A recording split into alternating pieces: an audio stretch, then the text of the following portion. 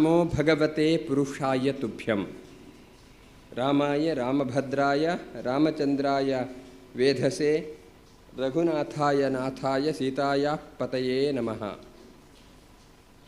ಜನ್ಮಾದ್ಯಸ್ಯ ಯತೋನ್ವಯಾತ್ ಇತರತಶ್ಚಾರ್ತೇಷ್ವಭಿಜ್ಞಸ್ವರಾಟ್ ತೇನೇ ಬ್ರಹ್ಮ ಹೃದಯ ಆದಿಕವಯೇ ಮುಹ್ಯಂತಿ ಯಂ ಸೂರಯಃ ತೇಜೋವಾರಿ ಮೃದಾಂ ಯಥಾ ವಿನಿಮಯಃ ಯತ್ರ ತ್ರಿಸರ್ಗೋ ಮೃಷಾ ಧಾಮ್ನಾ ಸ್ವೇನ ಸದಾ ನಿರಸ್ತಕುಹಕಂ ಸತ್ಯಂ ಪರಂ ಧೀಮಹಿ.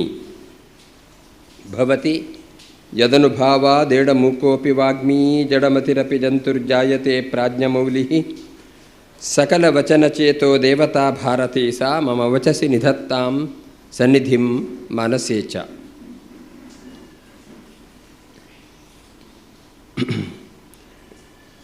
ಕೆಲವು ಗ್ರಂಥಗಳ ಮುಖ್ಯವಾದ ಭಾಗಗಳ ಬಗ್ಗೆ ನಾವು ನೋಡಬೇಕು ಅಂತ ಹೇಳುವಂಥ ಒಂದು ವಿಷಯ. ಅದರಲ್ಲಿ ರಾಮಾಯಣ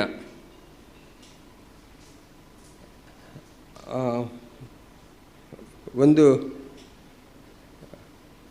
ಐತಿಹಾಸಿಕ ಗ್ರಂಥಗಳಲ್ಲಿ ರಾಮಾಯಣ, ಮಹಾಭಾರತ, ಪಂಚರಾತ್ರ ಸಂಹಿತೆಗಳು ಸೇರ್ತವೆ. ರಾಮಾಯಣ ಮಹಾಭಾರತವನ್ನು ಆಧರಿಸಿಕೊಂಡು ಅದೆಷ್ಟು ಗ್ರಂಥಗಳು ಬಂದಿದ್ದಾವೆ ಅಂತ ಹೇಳುವುದನ್ನು ಯೋಚನೆ ಮಾಡಲಿಕ್ಕೂ ಸಾಧ್ಯವಿಲ್ಲದಷ್ಟು ಅದನ್ನು ಅವಲಂಬಿಸಿಕೊಂಡು ಗ್ರಂಥಗಳು ಈ ಜಗತ್ತಿಗೆ ಸಿಕ್ಕಿದೆ. ಅನೇಕ ನಾಟಕಗಳು, ಅನೇಕ ಕಾವ್ಯಾತ್ಮಕ ಗ್ರಂಥಗಳು, ಇದೆಲ್ಲದಕ್ಕೂ ಆಕರವಾದ ಗ್ರಂಥ ಅಂದರೆ ವೇದ ಮತ್ತು ರಾಮಾಯಣ ಮಹಾಭಾರತದ ಒಂದು ಗ್ರಂಥ ರಾಶಿ. ಅದರಲ್ಲಿ ರಾಮಾಯಣ ಒಂದು ದೊಡ್ಡ ಮಹಾಕಾವ್ಯ. ಇದು ಅದು ಎಷ್ಟು ದೊಡ್ಡ ಮಹಾಕಾವ್ಯ ಮತ್ತು ಎಷ್ಟು ಸುಂದರ ಅಂತ ಹೇಳುವುದನ್ನು ಒಂದು ಶ್ಲೋಕದಲ್ಲಿ ಹೇಳ್ತಾರೆ. ಅಕರ್ಣ ಮಕರೋಚ್ಛೇಷಂ ವಿಧಿ ಬ್ರಹ್ಮಾಂಡ ಭಂಗಧೀಹಿ ಶ್ರುತ್ವಾ ರಾಮಕಥಾಂ ರಮ್ಯಾಂ ಶಿರಕ್ಕಸ್ಯ ನ ಕಂಪತೆ ಅಂತ. ಶೇಷಂ ಅಕರ್ಣ ಮಕರೋತು ಅಂತ. ಶೇಷದೇವರಿಗೆ ಕಿವಿಯನ್ನೇ ಕೊಡಲಿಲ್ಲಂತೆ. ನಮಗೆಲ್ಲ ಕೊಟ್ಟಿದ್ದಾರಲ್ಲ ಭಗವಂತ. ಶೇಷದೇವರಿಗೆ ಕಿವಿಯನ್ನೇ ಕೊಡಲಿಲ್ಲಂತೆ. ಯಾಕೆ ಕೊಡಲಿಲ್ಲ ಅಂತ ಹೇಳಿದರೆ, ಲವಕುಶರು ರಾಮಾಯಣವನ್ನು ರಾಗಬದ್ಧವಾಗಿ ಹಾಡಿದಾಗ ಖುಷಿಯಲ್ಲಿ ಯಾರಾದರೂ ತಲೆ ನಡೆಸಿಬಿಡ್ತಾರಂತೆ, ಅಷ್ಟು ಖುಷಿಯಾಗತ್ತಂತೆ. ಶ್ರುತ್ವ ರಾಮ ಕಥಾಂ ರಮ್ಯಾಂ ಶಿರಕ್ಕಸ್ಯ ನ ಕಂಪತೆ. ಯಾರ ಶಿರಸ್ಸು ಕಂಪಿಸುವುದಿಲ್ಲ. ಯಾರೇ ಆದರೂ ಕೂಡ ಒಬ್ಬ ಮನುಷ್ಯನಾದವನು ಅಥವಾ ದೇವತೆಗಳಾದವರು ತಲೆನ ಒಂದೊಂದ್ಸಲ ಆಹಾ ಅಂತ ಅಲ್ಲಾಡಿಸ್ಬಿಡ್ತಾರಂತೆ. ಇನ್ನು ಶೇಷನು ಅಲ್ಲಾಡಿಸಿಬಿಟ್ರೆ ಇಡೀ ಭೂಮಂಡಲವನ್ನು ಹೊತ್ತಿಬಿಟ್ಟಿದ್ದಾನಲ್ಲ, ಭೂಕಂಪ ಆಗಿಬಿಡುತ್ತೆ, ಈ ಭೂಮಿಯೆಲ್ಲ ಬಿದ್ದುಬಿಡುತ್ತೆ ಅಂತ. ಬ್ರಹ್ಮಾಂಡ ಭಂಗದೀಹಿ, ಇಡೀ ಬ್ರಹ್ಮಾಂಡವನ್ನು ಶೇಷ ತಲೆ ಮೇಲೆ ಹೊತ್ಕೊಂಡಿದ್ದಾನೆ. ಬೇರೆಯವರು ತಲೆ ನಡೆಸಿದಾಗೆ ದೇವತೆಗಳು ಅವನು ತಲೆ ನಡೆಸಿಬಿಟ್ರೆ ನಮ್ಮ ಕತೆ ಮುಗಿಯುತ್ತೆ ಅಂತ ಅವನಿಗೊಂದು ಕಿವಿ ಕೊಡಲಿಲ್ಲ ಅಂತೆ. ಕೇಳಿದರೆ ರಾಮಕಥೆಯನ್ನು ಕೇಳಿಬಿಟ್ರೆ ಕಷ್ಟ ಆಗುತ್ತೆ ಅಂತ ಒಂದು ಮಾತು ಇದು. ಅದನ್ನು ತುಂಬ ಸುಂದರವಾಗಿ ಹೇಳ್ತಾರೆ. ಅಕರ್ಣ ಮಕರೋಚ್ಛೇಷಂ ವಿಧಿ ಅವನಿಗೆ ಕಿವಿಯನ್ನೇ ಕೊಡಲಿಲ್ಲ. ಯಾಕೆ? ಬ್ರಹ್ಮಾಂಡ ಭಂಗದೀಹಿ, ಬ್ರಹ್ಮಾಂಡವೇ ಭಂಗ ಆಗಿಬಿಟ್ರೆ, ಒಡೆದೋಗಿಬಿಟ್ರೆ, ಭೂಕಂಪ ಆಗಿಬಿಟ್ರೆ. ಯಾಕೆ ಅಂತ ಹೇಳಿದರೆ, ಶ್ರುತ್ವಾ ರಾಮಕಥಾಂ ರಮ್ಯಾಂ, ಅತ್ಯಂತ ಮನೋಹರವಾಗಿರ್ತಕ್ಕಂಥ ರಾಮಕಥೆಯನ್ನು ಕೇಳಿ ಶಿರಕ್ಕಸ್ಯ ನ ಕಂಪತೆ, ಯಾರು ತಲೆಯಲ್ಲಾಡಿಸಲ್ಲ, ಹಾಗೆ ಇವನು ತಲೆಯಲ್ಲಾಡಿಸ್ಬಿಟ್ರೆ ಕಷ್ಟ ಆಗುತ್ತೆ ಅಂತ ಒಂದು ಅದ್ಭುತವಾಗಿರತಕ್ಕಂಥ ಕಥಾನಕ ಅದು ರಾಮಾಯಣ. ಒಬ್ಬ ರಾಮ ದೇವತೆ ಅಂತ ಹೇಳಿದ್ರೆ ಎರಡು ಮಾತಿಲ್ಲ, ಸರ್ವೋತ್ತಮನಾದ ಭಗವಂತ ಅಂತ ಹೇಳಿದ್ರೆ ಎರಡು ಮಾತಿಲ್ಲ. ಆದರೆ ರಾಮ ತನ್ನ ದೇವತಾತ್ವವನ್ನು ತೋರಿಸಲಿಕ್ಕೋಸ್ಕರ ಅವತಾರ ಮಾಡಿದ್ದಲ್ಲ. ರಾಮಾವತಾರ, ಕೃಷ್ಣಾವತಾರ ಎರಡರಲ್ಲಿ ಸ್ವಲ್ಪ ವ್ಯತ್ಯಾಸ ಸ್ಪಷ್ಟವಾಗಿ ಕಾಣಿಸುತ್ತೆ. ರಾಮ ಸಾಮಾನ್ಯ ಮನುಷ್ಯನಾಗಿ ತಾನು ಈ ಪ್ರಪಂಚದಲ್ಲಿ ಮರ್ತ್ಯಾವತಾರಸ್ತು ಇಹ ಮರ್ತ್ಯ ಶಿಕ್ಷಣಂ, ಒಬ್ಬ ಮನುಷ್ಯನಾಗಿ ಈ ಪ್ರಪಂಚದಲ್ಲಿ ಹುಟ್ಟಿದರೆ ಅವನು ಹೇಗೆ ತನ್ನ ಜೀವನವನ್ನು ಎತ್ತರಕ್ಕೇರಿಸಬೇಕು ಅಂತ ಹೇಳಿ ತೋರಿಸಲಿಕ್ಕೋಸ್ಕರನೇ ರಾಮನಾಗಿ ಹುಟ್ಟಿದ್ದು. ಕೃಷ್ಣ ಹಾಗಲ್ಲ, ದೇವರು ಹೇಗಿರ್ತಾರೆ ಅಂತ ತೋರಿಸಲಿಕ್ಕೋಸ್ಕರ ಹುಟ್ಟಿದವನು. ಏಕೆಂದರೆ ಕೃಷ್ಣನ ಹುಟ್ಟನ್ನು ಹೇಳುವಾಗ ಏನು ಹೇಳ್ತಾರೆ ಅಂತ ಹೇಳಿದರೆ, ತಮ್ಮ ಅದ್ಭುತಂ ಬಾಲಕಂ ಅಂಬುಜೇಕ್ಷಣಂ ಚತುರ್ಭುಜಂ ಅಂತ. ಆ ಮಗು ಹುಟ್ಟಿದಾಗ ಆ ಅರಳುಗಣ್ಣಿನ ಕಮಲಾಕ್ಷನಾಗಿರ್ತಕ್ಕಂಥ ಭಗವಂತ ಹುಟ್ಟಿದಾಗಲೇ 4 ಭುಜವನ್ನು ಇಟ್ಟುಕೊಂಡೇ ಹುಟ್ಕೊಂಡಿದ್ದ, 4 ಕೈಗಳಿಂದೇ ಹುಟ್ಟಿದಂತೆ. ಮತ್ತು ಶ್ರೀವತ್ಸ ಲಕ್ಷ್ಮಂ ಗಲಶೋಭಿ ಕೌಸ್ತುಂ ಎಲ್ಲ ಯಾವ ಮಗು ಕೂಡ ಹುಟ್ಟುವಾಗ ಬರಿಮೈಯಲ್ಲಿ ಹುಟ್ಟುತ್ತೆ ಹೊರತು ಈ ಥರ ಎಲ್ಲ 4 ಕೈಗಳನ್ನು ಪಡ್ಕೊಂಡು ಆ ಶಂಖಚಕ್ರ ಗದಾಪದ್ಮಗಳನ್ನು ಧಾರಣೆ ಮಾಡಿಕೊಂಡು ಶ್ರೀವತ್ಸ ಚಿಹ್ನೆಯನ್ನು ಎದೆಯಲ್ಲಿ ಧರಿಸಿಕೊಂಡು ತುಂಬ ಕೌಸ್ತುಭ ಮಾಲೆಯನ್ನು ಹಾಕ್ಕೊಂಡು ಅಂಥದ್ದು ಮಗುವೇ ಇಲ್ಲ. ಕೃಷ್ಣ ಹುಟ್ಟುವಾಗಲೇ ಹೇಳಿಬಿಟ್ಟ, ನಾನು ನಿಮ್ಮಂತೆ ಸಾಮಾನ್ಯ ಮಗುವಲ್ಲ ಅಂತ ತೋರಿಸಲಿಕ್ಕೋಸ್ಕರ ಹುಟ್ಟಿದವ. ಕೃಷ್ಣ ಹುಟ್ಟಿದಾಗ ಪೂತನೆ ಅವನ ಸಂಹಾರ ಮಾಡಲಿಕ್ಕೋಸ್ಕರ ವಿಷವನ್ನು ಉಣಿಸ್ಲಿಕ್ಕೋಸ್ಕರ ಬಂದಾಗ ಏನೂ ಆ ಕಡೆ ಈ ಕಡೆ ವಿಚಾರ ಮಾಡದೆ ಆ ಮಗು ಪೂತನೆಯನ್ನು ಕ್ಷಣಾರ್ಧದಲ್ಲಿ ಸಂಹಾರ ಮಾಡಿಬಿಡ್ತು. ಒಂದು ಸ್ತ್ರೀ ಹತ್ಯೆಗೆ ಕೃಷ್ಣ ಯಾವ ರೀತಿಯೂ ವಿಚಾರ ಮಾಡಲಿಲ್ಲ. ಅದೇ ರಾಮ ಅದಕ್ಕೆ ವಿಪರೀತವಾಗಿ ಮಾಡಿದ. ವಿಶ್ವಾಮಿತ್ರರು ಪುಟಾಣಿ ರಾಮ ನನ್ನೂ ಕರೆದದ್ದು, ಲಕ್ಷ್ಮಣ ಜೊತೆಗೆ ಹೋದದ್ದು. ಏಕೆಂದರೆ ಅವರು ಎಷ್ಟು ಆತ್ಮೀಯರು ಅಂತ ಹೇಳಿಬಿಟ್ರೆ ರಾಮಾಯಣದಲ್ಲಿ ಬರುತ್ತೆ, ಅಯಂ ಹಿ ದಕ್ಷಿಣೋ ಬಾಹು ಬಹಿಪ್ರಾಣ ಇವಾಪರಹ ಅಂತ ಒಂದು ಶ್ಲೋಕ. ಲಕ್ಷ್ಮಣ ಎಷ್ಟು ರಾಮನಿಗೆ ಅಂತ ಹೇಳಿದರೆ ಸೀತೆ ಹೇಳುವುದಂತೆ ನನಗಿಂತ ಇವನೇ ಹೆಚ್ಚು ರಾಮನಿಗೆ ಅಂತ ಹೇಳ್ತಾಳಂತೆ ಅನೇಕ ಕಡೆ. ಎಲ್ಲಿವರೆಗೆ ಅಂದರೆ ಅಯಂ ದಕ್ಷಿಣೋ ಬಾಹು ಅಂತ ನಾವೆಲ್ಲ ಹೇಳ್ತೇವೆ, ಒಂದು ಕೈ ನೋಡ್ಕೊಳ್ತೇನೆ ಅಂತ, ಅವನು ಬಲಕೈ ಅಂತ ಹೇಳ್ತಾರಲ್ಲ, ಅದು ಆ ಕಾಲದಲ್ಲೇ ಇತ್ತು. ಅಯಂ ಹಿ ದಕ್ಷಿಣೋ ಬಾಹು, ಲಕ್ಷ್ಮಣ ರಾಮನ ಬಲಕೈ ಅಂತ ಹೇಳ್ತಿದ್ರಂತೆ. ಮತ್ತು ಪ್ರಾಣ ಯಾವತ್ತು ಒಳಗಡೆ ಇರುತ್ತಲ್ಲ, ಎಲ್ಲಾದರೂ ಒಳಗಡೆ ಇನ್ನೊಂದು ಪ್ರಾಣ ಇದ್ದರೆ ಅದು ಲಕ್ಷ್ಮಣ ಅಂತ ರಾಮನಿಗೆ. ಅಂಥ ಒಂದು ಆತ್ಮೀಯತೆ ರಾಮ ಲಕ್ಷ್ಮಣರ ಮಧ್ಯದಲ್ಲಿ ಇತ್ತು. ಹಾಗಾಗಿ ರಾಮ ಲಕ್ಷ್ಮಣರ ಅನ್ಯೋನ್ಯತೆ ಎಷ್ಟು ಅಂತ ಹೇಳುವುದನ್ನು ಒಬ್ಬ ಮನುಷ್ಯ ಯೋಚನೆ ಮಾಡಲಿಕ್ಕೂ ಸಾಧ್ಯವಾಗದಷ್ಟು ಅನ್ಯೋನ್ಯತೆ ಇತ್ತು. ಅವರೆಲ್ಲ ಬಾಲ್ಯದಲ್ಲಿ ಕುದುರೆ ಸವಾರಿ ಮಾಡಲಿಕ್ಕೆ ಹೋಗ್ತಿದ್ದರೆ ರಾಮ ಮುಂದ್ಗಡೆ ಕೂತು ಕುದುರೆ ಸವಾರಿ ಮಾಡ್ತಾ ಇದ್ದಾಗ ಹಿಂದೆ ಲಕ್ಷ್ಮಣ ಬೇಕೇ ಬೇಕು ಅವನಿಗೆ. ಅವನು ಒಂದು ದಿವಸ ಹೇಳಿದ್ದಂತೆ, ಒಂದು ವೇಳೆ ಮುಂದೇನಾದರೂ ನಾನು ರಾಮರಾಜ್ಯಕ್ಕೆ ಅಧಿಪತಿಯಾಗಿಬಿಟ್ರೆ ಈ ರಾಜ್ಯದ ಅಧಿಕಾರದ ಅನುಭವವನ್ನು ನಾನು ಒಬ್ಬನೇ ಸ್ವೀಕಾರ ಮಾಡೋದಿಲ್ಲ, ನೀನು ನನ್ನ ಜೊತೆಗಿದ್ದು ರಾಜ್ಯಭಾರ ಮಾಡೋಣ ಅಂತ ಹೇಳುವಷ್ಟು ಆತ್ಮೀಯ ಅಂತ ಅನೇಕ ಮಾತುಗಳು ಬರುತ್ತೆ. ಅಂಥ ರಾಮ. ಹಾಗಾಗಿ ರಾಮನ ವ್ಯಕ್ತಿತ್ವವನ್ನು ಬೇರೆ ಬೇರೆ ಕಡೆ ತುಂಬ ವಿಶಾಲವಾಗಿ ಹೇಳ್ತಾರೆ. ಅಂತಹ ರಾಮ ಅವನು ಲಕ್ಷ್ಮಣನ ಜೊತೆಗೆ ಕಾಡಿಗೆ ಹೋಗಬೇಕಾಯಿತು. ಕರೆದದ್ದು ರಾಮನನ್ನು ಮಾತ್ರ ಆದರೂ ಕೂಡ ಲಕ್ಷ್ಮಣ ತುಂಬ ಹಚ್ಕೊಂಡು ಬಿಟ್ಟಿದ್ದ ರಾಮನನ್ನು. ಸೀತೆ ಅಂತೂ ಬರಲೇಬೇಕಾಯಿತು. ಅವಳು ಬರಲ್ಲ ಅಂತ ಹೇಳಲಿಕ್ಕೆ ಸಾಧ್ಯವೇ ಇಲ್ಲದಷ್ಟು ಅಪ್ರೀತಿ ಅವಳಿಗೆ. ರಾಮ ಬೇಡ ಅಂದರೂ ಕೇಳಲಿಲ್ಲ. ನೀನು ಜನಕರಾಜನ ಆಶ್ರಯದಲ್ಲಿ ತುಂಬ ಸುಂದರವಾದ ಬದುಕನ್ನು ಬದುಕಿದವಳು, ನೆಲವನ್ನು ಕಾಲಲ್ಲಿ ತುಳಿದವರೇ ಅಲ್ಲ, ಕಾಡಿನಲ್ಲಿ ಮುಳ್ಳು ಕಲ್ಲು ಇಂತಹ ಕಾಡಿನಲ್ಲಿ ಸಾಗೋದು ಅಂದರೆ ಕಷ್ಟಪ್ಪ, ಬರಬೇಡ ಅಂದರೂ ಅವಳು ಕೇಳಲಿಲ್ಲ. ನೀನು ನಪುಂಸಕ ಅಂತ ಗೊತ್ತಿದ್ದರೆ ನನ್ನ ತಂದೆ ನಿನಗೆ ಮದುವೆ ಮಾಡಿ ಕೊಡ್ತಿರಲಿಲ್ಲ ಅಂತ ತುಚ್ಛವಾಗಿ ಮಾತಾಡ್ತಾಳೆ. ಈ ರೀತಿ ಹೇಳೋದ್ರಿಂದಲಾದರೂ ರಾಮ ಕರ್ಕೊಂಡು ಹೋಗ್ತಾನೆ ಅಂತ. ಈ ರೀತಿ ರಾಮ ಒಬ್ಬ ಅತ್ಯಂತ ಸರ್ವಾಂಗ ಸುಂದರನಾಗಿರತಕ್ಕಂತಹ, ಅವನ ಬಗ್ಗೆ ಹೇಳಬೇಕಾದ್ರೆ 4 ಮಂದಿಗೆ ಹೇಳಬೇಕಾದ್ರೆ ಪುರುಷಾರ್ಥಗಳು ಅಂತ ಹೇಳ್ತಾರೆ. ಧರ್ಮಾರ್ಥ ಕಾಮಮೋಕ್ಷಗಳು ಒಬ್ಬ ಮನುಷ್ಯನ ಜೀವನದ ಉದ್ಧಾರಕ್ಕೆ ಬೇಕಾಗಿರತಕ್ಕಂಥ ಅಪೇಕ್ಷಣೀಯವಾಗಿರತಕ್ಕಂಥ ವಸ್ತುಗಳು ಹೇಗೋ ಹಾಗೆ ದಶರಥನಿಗೆ 4 ಮಕ್ಕಳು ಅಂದರೆ ಚತುರ್ಭಿಶ್ಚತುರೈ ಪುತ್ರೈ ಪಿತಾರ್ಥೈರಿವ ನಿರ್ಭವವು ಅಂತ.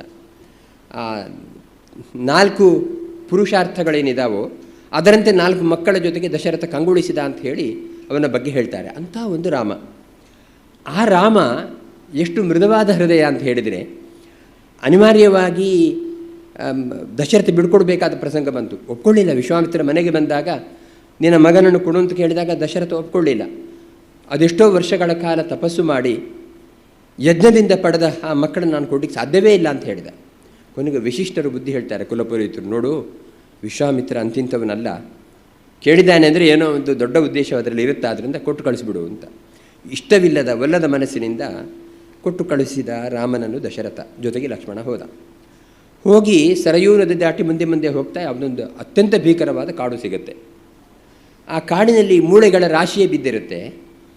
ಆಗ ವಿಶ್ವಾಮಿತ್ರನ ಹತ್ತಿರ ರಾಮ ಕೇಳ್ತಾನೆ, ಇದೆಂಥದ್ದು ಇದು, ಮನುಷ್ಯರ ಮೂಳೆಯ ರಾಶಿ ರಾಶಿ ಕಾಣಿಸ್ತಾ ಇದೆ ಅಂತ ಹೇಳಿದ್ದಕ್ಕೆ ಅವನು ಹೇಳ್ತಾನೆ, ಇಲ್ಲೊಬ್ಬ ತಾಟಕಿ ಅಂತ ಹಸುರೆ ಇದ್ದಾಳೆ. ಅವಳಿಗೆ ಏನು ಕೆಲಸ ಅಂದರೆ, ಹಸಿವೆ ಆದಾಗ ಈ ಕಾಡಿನಲ್ಲಿ ಯಾರು ಓಡಾಡ್ತಾರೋ ಅಂಥ ಜೀವಗಳನ್ನು ಬಡಿದು ಕೊಂದು ಅಷ್ಟೊತ್ತಿಗೆ ಅವಳು ಬಂದೇ ಬಿಡ್ತಾಳೆ ಮುಂದ್ಗಡೆ. ಎಷ್ಟು ಅಬ್ಬರವಾಗಿ ಬರ್ತಾಳೆ ಅಂತ ಹೇಳಿದರೆ, ಭಾರಿ ಜೋರಾಗಿ ಕೂಗಿಕೊಂಡು ಇಡೀ ಕಾಡಿನಲ್ಲಿ ಅವಳ ಧ್ವನಿ ಪ್ರತಿಧ್ವನಿಸುತ್ತೆ ಅಂತ ಹೇಳಿದರೆ, ಎಲ್ಲ ಪ್ರಾಣಿಗಳು ಕೂಡ ಗೂಡುಗಳನ್ನು ಸೇರ್ತವೆ, ಗುಹೆಗಳನ್ನು ಸೇರ್ತವೆ, ಹಕ್ಕಿಗಳು ಗೂಡುಗಳನ್ನು ಸೇರ್ತವೆ. ಅಂಥ ಒಂದು ವಿಚಿತ್ರವಾದ ಭೀಕರವಾದ ಧ್ವನಿ ತಾಟಕೆಯದ್ದು. ಬಂದೇ ಬಿಟ್ಟಳು ಅವಳು. ಏಕೆಂದರೆ ಅವಳಿಗೆ ಆಹಾರಕ್ಕೆ ಬೇಕಾದಷ್ಟು ಸೌಲಭ್ಯ ಸಿಕ್ಕಿಬಿಡ್ತು. 3 ಜೀವಗಳಿದ್ದಾವೆ ಅಂತ ಹೇಳಿದರೆ ಭರ್ಜರಿ ಊಟ ಆಗುತ್ತೆ ಅಂತ ಗೊತ್ತು ಅವಳಿಗೆ. ಅದಕ್ಕೋಸ್ಕರ ಅವಳು ಬಂದಳು. ಬಂದಾಗ ವಿಶ್ವಾಮಿತ್ರ ಹೇಳ್ತಾನೆ, ರಾಮ ಇವಳನ್ನು ಸಂಹಾರ ಮಾಡು ಅಂತ. ರಾಮ ತುಂಬ ಗೊಂದಲ ಅವನಿಗೆ. ಅರೇ, ನಾನು ಈಗ ಇಷ್ಟವರೆಗೂ ಅರಮನೆಯಲ್ಲಿದ್ದವನು, ಈಗ ಒಂದು ದಿವ್ಯವಾದ ಧನುಸ್ಸನ್ನು ಹಿಡ್ಕೊಂಡು ಪ್ರಪ್ರಥಮವಾಗಿ ನಾನೊಂದು ಕಾಡಿಗೆ ಪ್ರವೇಶ ಮಾಡ್ತಿದ್ದೇನೆ. ನನ್ನ ಜೀವನದಲ್ಲಿ ಮೊದಲ ಹತ್ಯೆ ಒಂದು ಸ್ತ್ರೀ ಇದ್ದಾಗಿಬಿಟ್ರೆ ಎಂಥ ದೊಡ್ಡ ಅನರ್ಥ ಇದು. ನಾನೊಬ್ಬ ಪುರುಷೋತ್ತಮನಾಗಿ ಯಾವುದೋ ಒಂದು ಅಬಲೆಯಾದ ಸ್ತ್ರೀಯನ್ನು ಹತ್ಯೆ ಮಾಡಿಬಿಟ್ರೆ ಆ ದೊಡ್ಡ ಅದು ಪಾಪಕರ, ಅದು ನನ್ನಂಥವನಿಗೆ ಹಿಡಿಸಿದ್ದಲ್ಲ ಅಂತ ರಾಮ ಕೇಳೋದೇ ಇಲ್ಲ. ಹೇಳಿದರೆ ಕೊನೆಗೆ ಎಲ್ಲಿವರೆಗೆ ಬಂತು ಅಂದರೆ, ಸೂರ್ಯಾಸ್ತ ಆದಮೇಲೆ ದೈತ್ಯರಿಗೆ 2ರಷ್ಟು ಬಲ ಬರುತ್ತೆ, ತಾಟಕ್ಕೆ ಇನ್ನೊಂದಷ್ಟು ಬಲದಿಂದ ತೊಂದರೆ ಕೊಡ್ತಾಳೆ, ಆದ್ದರಿಂದ ನೀನು ಬಾಣ ಬಿಡಲೇಬೇಕು ಅಂತ ಒತ್ತಾಯ ಮಾಡೋದಕ್ಕೆ ಒಲ್ಲದ ಮನಸ್ಸಿನಿಂದ ಬಾಣ ಪ್ರಯೋಗ ಮಾಡಿದ್ದು ಅದೇ ಶ್ರೀರಾಮ ತಾಟಕೆಯ ಮೇಲೆ. ಹಾಗಾದರೆ ಅದೇ ತಾಟಕೆ ಪೂತನೆಯಾಗಿ ಬಂದಾಗ ಹಿಂದೆ ಮುಂದೆ ನೋಡದೆ ಕೃಷ್ಣ ಅವನನ್ನು ಸಂಹಾರ ಮಾಡಿದ. ಹೀಗೆ ಈ 2 ಅವತಾರಗಳಲ್ಲಿ ಎಷ್ಟೊಂದು ವ್ಯತ್ಯಾಸ ಅಂತ ಹೇಳೋದನ್ನು ನಾವು ಗಮನಿಸಬಹುದು. ಅಂತಹ ರಾಮ ಒಂದು ಸಾಮಾನ್ಯ ಕುಟುಂಬದಲ್ಲಿ ಜನಿಸುವ ಹಾಗೆ ಕಂಡ ಅವನು ಮನುಷ್ಯನಾಗಿ ಕಾಣುವಾಗ. ಅದೇ ಕುಟುಂಬದಲ್ಲಿ ಎಲ್ಲರಂತೆ ಅವನು ಕೂಡ ಒಬ್ಬ ಕಷ್ಟಪಟ್ಟು ಜೀವನವನ್ನು ರೂಪಿಸಿಕೊಂಡವನು. ಬಾಲ್ಯದಲ್ಲಿ ಒಂದು ಒಳ್ಳೆಯ ಮಾರ್ಗದರ್ಶನವನ್ನು ಪಡ್ಕೊಂಡು ಒಬ್ಬ ಮೇರು ವ್ಯಕ್ತಿತ್ವವನ್ನು ಪಡೆದು ಸಮಾಜದಲ್ಲಿ ಒಂದು ಗಣ್ಯನಾಗಿ ಬದುಕಬೇಕು ಅಂತ ಹೇಳುವಂತಹ ಅಪೇಕ್ಷೆ ಇರುವವನು, ಅವನು ತಂದೆ ತಾಯಿಗಳಿಗೆ ವಿಧೇಯ ಆಗಿರಬೇಕು, ಬಾಲ್ಯವನ್ನು ಒಟ್ಟಾರೆ ಕಳೆಯಬಾರ್ದು, ಹಾಗೆ ಹೀಗೋ ಮಾಡಿ ಕಳೆಯಬಾರ್ದು, ಒಂದು ಬದ್ಧತೆಯಿಂದ ಕಳೆಯಬೇಕು ಅಂತ ಹೇಳುವ ಕಾರಣಕ್ಕೋಸ್ಕರ ಅವನು ವಿಶ್ವಾಮಿತ್ರರ ಜೊತೆಗೆ ಹೋದ ಕಾಡಿಗೆ. ಅರ್ಥಾತ್ ಗುರುಗಳ ಸನ್ನಿಧಾನದಿಂದ ತನ್ನ ವ್ಯಕ್ತಿತ್ವವನ್ನು ಉತ್ತಮಗೊಳಿಸಿ ತಾನು ಒಬ್ಬ ರಾಜನಾಗಬೇಕಾದರೆ ಶಾಸ್ತ್ರವನ್ನು ಎರಡನ್ನೂ ಅಭ್ಯಾಸ ಮಾಡಬೇಕು. ಅದರ ಜೊತೆಗೆ ತಾನು ಲೋಕಾನುಭವವನ್ನು ಪಡೆಯಬೇಕು. ಯಾವುದೊಂದು ಅರಮನೆಯ 4 ಗೋಡೆಗಳ ಮಧ್ಯದಲ್ಲಿ ಅಥವಾ ಅಂತಃಪುರದಲ್ಲಿ ಹೆಣ್ಣುಮಕ್ಕಳ ರಾಶಿಯಲ್ಲಿ ಕುಳಿತುಕೊಂಡು ನಾನು ರಾಜ್ಯಭಾರವನ್ನು ಮಾಡ್ತೇನೆ ಅಂತ ಹೇಳಿಬಿಟ್ರೆ ಅದು ದೇಶದ ಉದ್ಧಾರಕ್ಕೆ ಕಾರಣ ಆಗಲ್ಲ. ಯಾರ್ಯಾರು ಹೆಣ್ಣು ಮಕ್ಕಳಿಗೆ ಮರುಳಾಗಿ ಭೋಗಭಾಗ್ಯಕ್ಕೆ ಮದ್ಯಾದಿಗಳಿಗೆ ಮರುಳಾಗಿ ಯಾವ್ಯಾವ ರಾಜರು ಭಾರತದಲ್ಲಿ ರಾಜ್ಯಭಾರ ಮಾಡಿದ್ದಾರೋ ಅವರೆಲ್ಲರೂ ಕೂಡ ಒಂದಲ್ಲ ಒಂದು ರೀತಿಯಿಂದ ಅಪಮೃತ್ಯುಗೊಳಗಾಗಿದ್ದಾರೆ. ಅವರ ಈ ದೌರ್ಬಲ್ಯಕ್ಕೋಸ್ಕರನೇ ಶತ್ರು ರಾಷ್ಟ್ರದ ರಾಜರುಗಳು ಅವರಿಗೆ ಮದ್ಯಪಾನ ಮಾಡ್ತಾಯಿದ್ರು, ವಿಷಕನ್ಯೆಯರನ್ನು ಕಳಿಸ್ತಾಯಿದ್ರು. ಇವರ ದೌರ್ಬಲ್ಯಕ್ಕೊಳಗಾಗಿ ವಿಷಕನ್ಯೆಯರ ಸಹವಾಸ ಮಾಡಿ ಅವರು ಸಾಯ್ತಾಯಿದ್ರು. ಈ ರೀತಿ ಯಾವ ಒಬ್ಬ ವ್ಯಕ್ತಿ ರಾಜ ಜವಾಬ್ದಾರಿಯುತವಾದ ಸ್ಥಾನದಲ್ಲಿ ಇಲ್ಲದೆ ಬೇಕಾದಷ್ಟು ತನ್ನ ತಂದೆಯಿಂದ ಬಂದಿರತಕ್ಕಂಥ ಸಂಪತ್ತು ಸಾಮ್ರಾಜ್ಯ ಇದೆ, ಅಧಿಕಾರ ಇದೆ, ಅವಿವೇಕವೂ ಜೊತೆಗಿದ್ದರೆ ಆವಾಗ ಆ ರಾಜ್ಯ ಅರ್ಧದಲ್ಲಿ ಬಿದ್ದು ಹೋಗಿಬಿಡುತ್ತೆ, ಅಥವಾ ರಾಜ ಸತ್ತೇ ಹೋಗಿಬಿಡ್ತಾನೆ, ಇನ್ಯಾರೋ ಒಬ್ಬನು ರಾಜ್ಯಭಾರ ಮಾಡಬೇಕಾಗತ್ತೆ, ಅಥವಾ ರಾಜ್ಯ ಶತ್ರುವಶವಾಗತ್ತೆ. ಇದಕ್ಕೆ ಇತಿಹಾಸದಲ್ಲಿ ಬಹಳಷ್ಟು ಉದಾಹರಣೆ ಇದೆ. ರಾಮ ಅಂಥವನಾಗದೆ ಅತ್ಯಂತ ಸಾಮ್ರಾಜ್ಯದ ದಶರಥ ಅಂದರೆ 10 ದಿಕ್ಕುಗಳಲ್ಲಿ ರಥವನ್ನು ಓಡಿಸ್ಲಿಕ್ಕೆ ಸಮರ್ಥನಾದವನು, ದಶದಿಕ್ಷು ರಥಃ ಯಸ್ಯ ಸಹ. ಅಂಥ ದಶರಥ ಸಂಪಾದನೆ ಮಾಡಿದ ಭೂಮಿ ಎಷ್ಟು, ಸಂಪಾದನೆ ಮಾಡಿದ ಸಂಪತ್ತೆಷ್ಟು, ಅಂಥ ಭೋಗಭಾಗ್ಯಗಳಿರತಕ್ಕಂಥ ಈ ಅರಮನೆಯಲ್ಲಿ ಬೇರೆ ಯಾರಾದರೂ ಮಕ್ಕಳು ಏನು ಹೇಳ್ತಿದ್ರು ಅಂತ ಹೇಳಿದ್ರೆ, ನಾನು ಹೋಗಲ್ಲ ಕಾಡಿಗೆ ಅಂತ ಹೇಳ್ತಿದ್ರು. ಅಪ್ಪ ಕಳಿಸ್ಲಿಕ್ಕೆ ಇಷ್ಟ ಇಲ್ಲ, ಇವನು ಹೋಗಲ್ಲ ಅಂದ್ಬಿಟ್ರೆ ಆರಾಮಾಗಿರ್ಬೋದಿತ್ತು.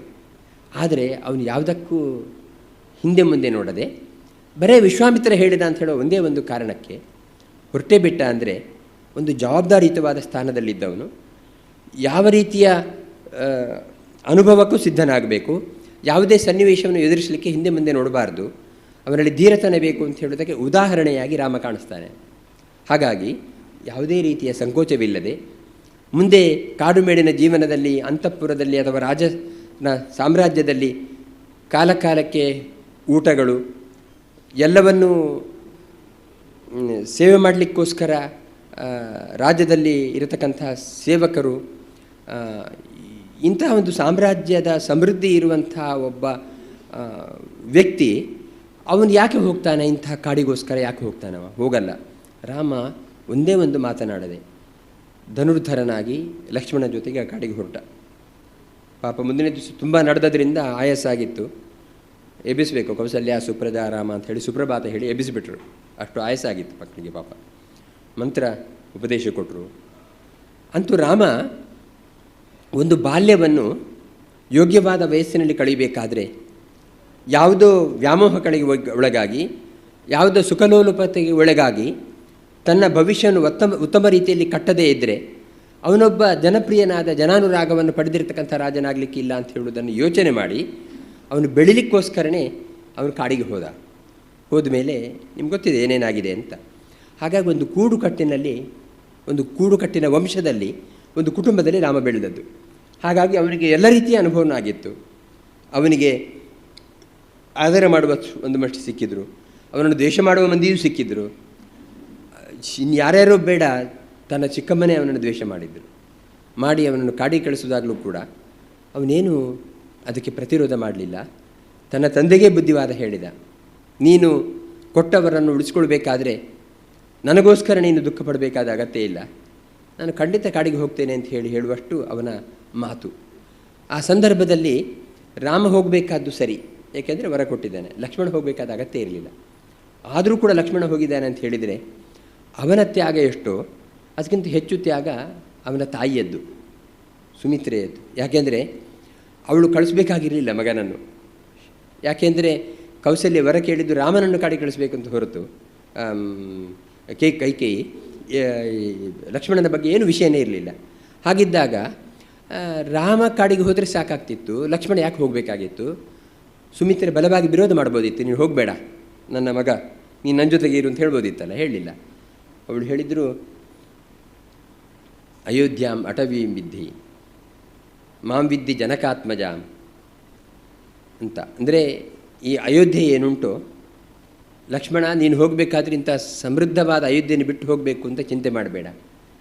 ಯಾಕೆ ಗೊತ್ತಾ, ಇದೊಂದು ಕಾಡು ಅಂತ ತಿಳ್ಕೊಳ್ಬೇಡು. ಯಾಕೆಂದರೆ ರಾಮ ಹೊರಟು ಹೋದ್ಮೇಲೆ ಇದು ಒಂದು ಭವನ ಅಲ್ಲ, ಬರೇ ವನ. ಅದು ಯಾವ ರಾಮ ಇದ್ದರೆ ಮಾತ್ರ ಈ ಪ್ರಜಾರಾಜ್ಯ ಕಂಗೊಳಿಸುತ್ತೆ ಹೊರತು ರಾಮನ ವ್ಯಕ್ತಿತ್ವ ಇಲ್ಲದೇ ಇದ್ದರೆ ಬೆಳಕು ಮುಂದೆ ಸರಿದಾಗ ಉಳಿದ ಜಾಗ ಹೇಗೆ ಕತ್ತಲಾಗುತ್ತೋ ಹಾಗೆ ಈ ಕತ್ತಲಿನ ಸಾಮ್ರಾಜ್ಯ. ಆದ್ದರಿಂದ ಅಯೋಧ್ಯೆಯನ್ನು ಅಟವಿ ಅಂತ ತಿಳ್ಕೊ, ಅಥವಾ ಅಟವಿಯನ್ನೇ ಅಯೋಧ್ಯ ಅಂತ ತಿಳ್ಕೊ.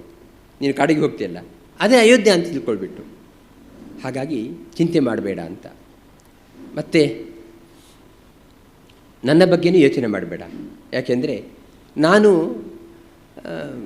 ನಿನ್ನ ತಾಯಿ ಅಂತ ಹೇಳೋದು ಎಷ್ಟು ಮುಖ್ಯನೋ ಹಾಗೆ ನಾನು ಒಂದು ತ್ಯಾಗ ಮಾಡುವಂತಹ ಒಂದು ಉದಾರವಾದ ಹೆಂಗಸು ಕೂಡ ನಾನು ಆಗಬೇಕಾಗಿದೆ ಈ ಸಂದರ್ಭದಲ್ಲಿ. ಆದ್ದರಿಂದ ಯಾವುದೇ ಚಿಂತೆ ಮಾಡದೆ ನೀನು ಕಾಡಿಗೆ ಹೋಗು ಬಾ ಅಂತ ಹೇಳುವಂಥ ಒಂದು ಔದಾರ್ಯ ಸುಮಿತ್ರದನ್ನು ಯಾರೂ ಚಿಂತನೆ ಮಾಡುವುದಿಲ್ಲ. ಅಂಥ ಒಂದು ಔದಾರ್ಯ, ಯಾವುದೇ ಅಗತ್ಯವಿಲ್ಲದಿದ್ದಾಗಲೂ ಕೂಡ ಅವಳು ಲಕ್ಷ್ಮಣನನ್ನು ಕಾಡಿಗೆ ಕಳಿಸಿದ್ದಾಳೆ ಅಂತ ಹೇಳಿದರೆ ಎಂಥ ಒಂದು ತ್ಯಾಗ ಅವಳದ್ದು ಅಂತ ನಾವು ಯೋಚನೆ ಮಾಡಬೇಕು. ಮುಂದೆ ಅವರು ಹೋದ ಮೇಲೆ ಕಾಡಿನಲ್ಲಿ ಅನೇಕ ಘಟನೆಗಳಾಗ್ತವೆ, ಮತ್ತು ಇನ್ನೇನೇನೋ ಆಗುತ್ತೆ. ರಾಮ ಅವನ ಒಂದು ಏನು ಹೇಳ್ತಾರೆ ಮಾತಿಗೆ ಬದ್ಧತೆ ಏನುಂಟು ಅದು ಅನೇಕ ಕಡೆ ವ್ಯಕ್ತ ಆಗಿದೆ. ಒಂದು ಪಿತೃಪಾಕ್ಯ ಪರಿಪಾಲನೆ ಮಾಡ್ತೇನೆ ಅಂತ ಹೇಳಿ ಕಾಡಿಗೆ ಹೋದದ್ದು ಅಷ್ಟೇ ಅಲ್ಲದೆ ಆ ಸಂದರ್ಭದಲ್ಲಿ ಶತ್ರು ಕಡೆಯವರು ಅವನ ಹತ್ತಿರ ಬಂದರು, ರಾವಣಾದಿಗಳು, ವಿಭೀಷಣಾದಿಗಳು ಬಂದಾಗ ಅವನನ್ನು ಸೇರಿಸ್ಕೊಳ್ಬೇಡ ಅಂತ ಬಗೆಬಗೆಯಾಗಿ ಹನುಮಂತ ಬಿಟ್ಟು ಬೇರೆಯವರೆಲ್ಲ ತುಂಬ ಒತ್ತಾಯ ಮಾಡಿದರು. ಸೇರಿಸ್ಕೋಬೇಡ, ಶತ್ರು ಪಕ್ಷದವರು ಬರೋದು ಯಾವತ್ತೂ ಕೂಡ ನಮ್ಮ ರಾಜ್ಯದ ವಿಷಯವನ್ನು ಅರಿಯಲಿಕ್ಕೋಸ್ಕರ ಮತ್ತು ನಮ್ಮ ದೌರ್ಬಲ್ಯ ತಿಳ್ಕೊಳ್ಳಿಕ್ಕೋಸ್ಕರ ಮತ್ತು ಅದಕ್ಕೆ ಬೇಕಾಗಿರತಕ್ಕಂಥ ವ್ಯೂಹವನ್ನು ಸಿದ್ಧಪಡಿಸ್ಕೊಳ್ಳಿಕ್ಕೆ ಬರುವುದಾದ್ರಿಂದ ನೀನು ಹೋಗಬೇಡ ಅಂತ ಹೇಳಿದರೆ ಅವನೇನು ಕೇಳಲಿಲ್ಲ, ಸ್ವೀಕಾರ ಮಾಡದೇ ಮಾಡ್ತೇನೆ ಅಂತ. ಯಾಕೆಂದರೆ ತನ್ನ ಸ್ವಭಾವ ಏನು ಅಂತ ಹೇಳಿದರೆ, ತನ್ನ ಮಾತು ಏನು ಅಂತ ಹೇಳಿದರೆ, ಯಾರು ನನ್ನನ್ನು ಶರಣಾಗತರಾಗ್ತಾರೋ ಅವರಿಗೆ ಆಶ್ರಯ ಕೊಡ್ತೇನೆ ಅಂತ ಹೇಳಿದ ಮಾತು. ಆ ಮಾತನ್ನು ಯಾವತ್ತೂ ನಾನು ತಪ್ಪೋದಿಲ್ಲ ಅಂತ ಹೇಳುವಂಥ ಬದ್ಧತೆ ಅದು ಶ್ರೀರಾಮನಿಗೆ ಇದ್ದದರಿಂದ ಅವನು ಮರ್ಯಾದಾ ಪುರುಷೋತ್ತಮನಾಗಿ ಕಂಡ. ಅರ್ಥಾತ್ ಅವನಷ್ಟು ಮಾತಿಗೆ ಬದ್ಧತೆ ಇರುವಂಥದ್ದು ಈ ಪ್ರಪಂಚದಲ್ಲಿ ಯಾರೂ ಇಲ್ಲ ಅನ್ನುವಷ್ಟು ಅವನು ಎತ್ತರಕ್ಕೆ ಬೆಳೆದ. ಹಾಗಾಗಿ ಒಂದು ಕೂಡು ಕುಟುಂಬದಲ್ಲಿ ಬೆಳೆದು ಒಂದು ಸಾಮಾನ್ಯ ವ್ಯಕ್ತಿಯಂತೆ ಈ ಪ್ರಪಂಚದಲ್ಲಿ ಇದ್ದವನು ಹಂತ ಹಂತವಾಗಿ ವಿವಿಧ ಅನುಭವಗಳ ಮಜಲಿನಲ್ಲಿ ತನ್ನ ವ್ಯಕ್ತಿತ್ವವನ್ನು ರೂಪಿಸಿಕೊಂಡು ಅವನು ಎಷ್ಟು ಎತ್ತರಕ್ಕೆ ಬೆಳೆದ ಅಂತ ಹೇಳೋದನ್ನು ನಾವು ಕಾಣ್ತೇವೆ. ಸೀತೆಯನ್ನು ಕಳೆದುಕೊಂಡಾಗ ಸಾಮಾನ್ಯ ಮನುಷ್ಯರಂತೆ ದಂಡಕಾರಣ್ಯದಲ್ಲಿ ಅವನು ಒದ್ದಾಡಿದ, ಅನೇಕ ಕಡೆ ಅವನು ಸಂಚಾರ ಮಾಡಿದ, ವಾಲಿಯನ್ನು ಸಂಹಾರ ಮಾಡಿದ. ಒಂದೆರಡಲ್ಲ ಅವನು ಮಾಡಿರುವಂಥ ಕೆಲಸ. ಆದರೆ ಅವನ ಒಟ್ಟು ಜೀವನದ ಉದ್ದೇಶ ಏನು ಅಂತ ಹೇಳಿದರೆ ಒಬ್ಬ ರಾಜ ಹೇಗಿರಬೇಕು ಅಂತ ತೋರಿಸ್ಕೊಡ್ಬೇಕು ಅಂತ. ಹಾಗಾಗಿ ಸೀತೆಯ ಮೇಲೆ ವೃಥಾಪವಾದ ಬಂದದ್ದು ಗೊತ್ತಿತ್ತು ಅವನಿಗೆ.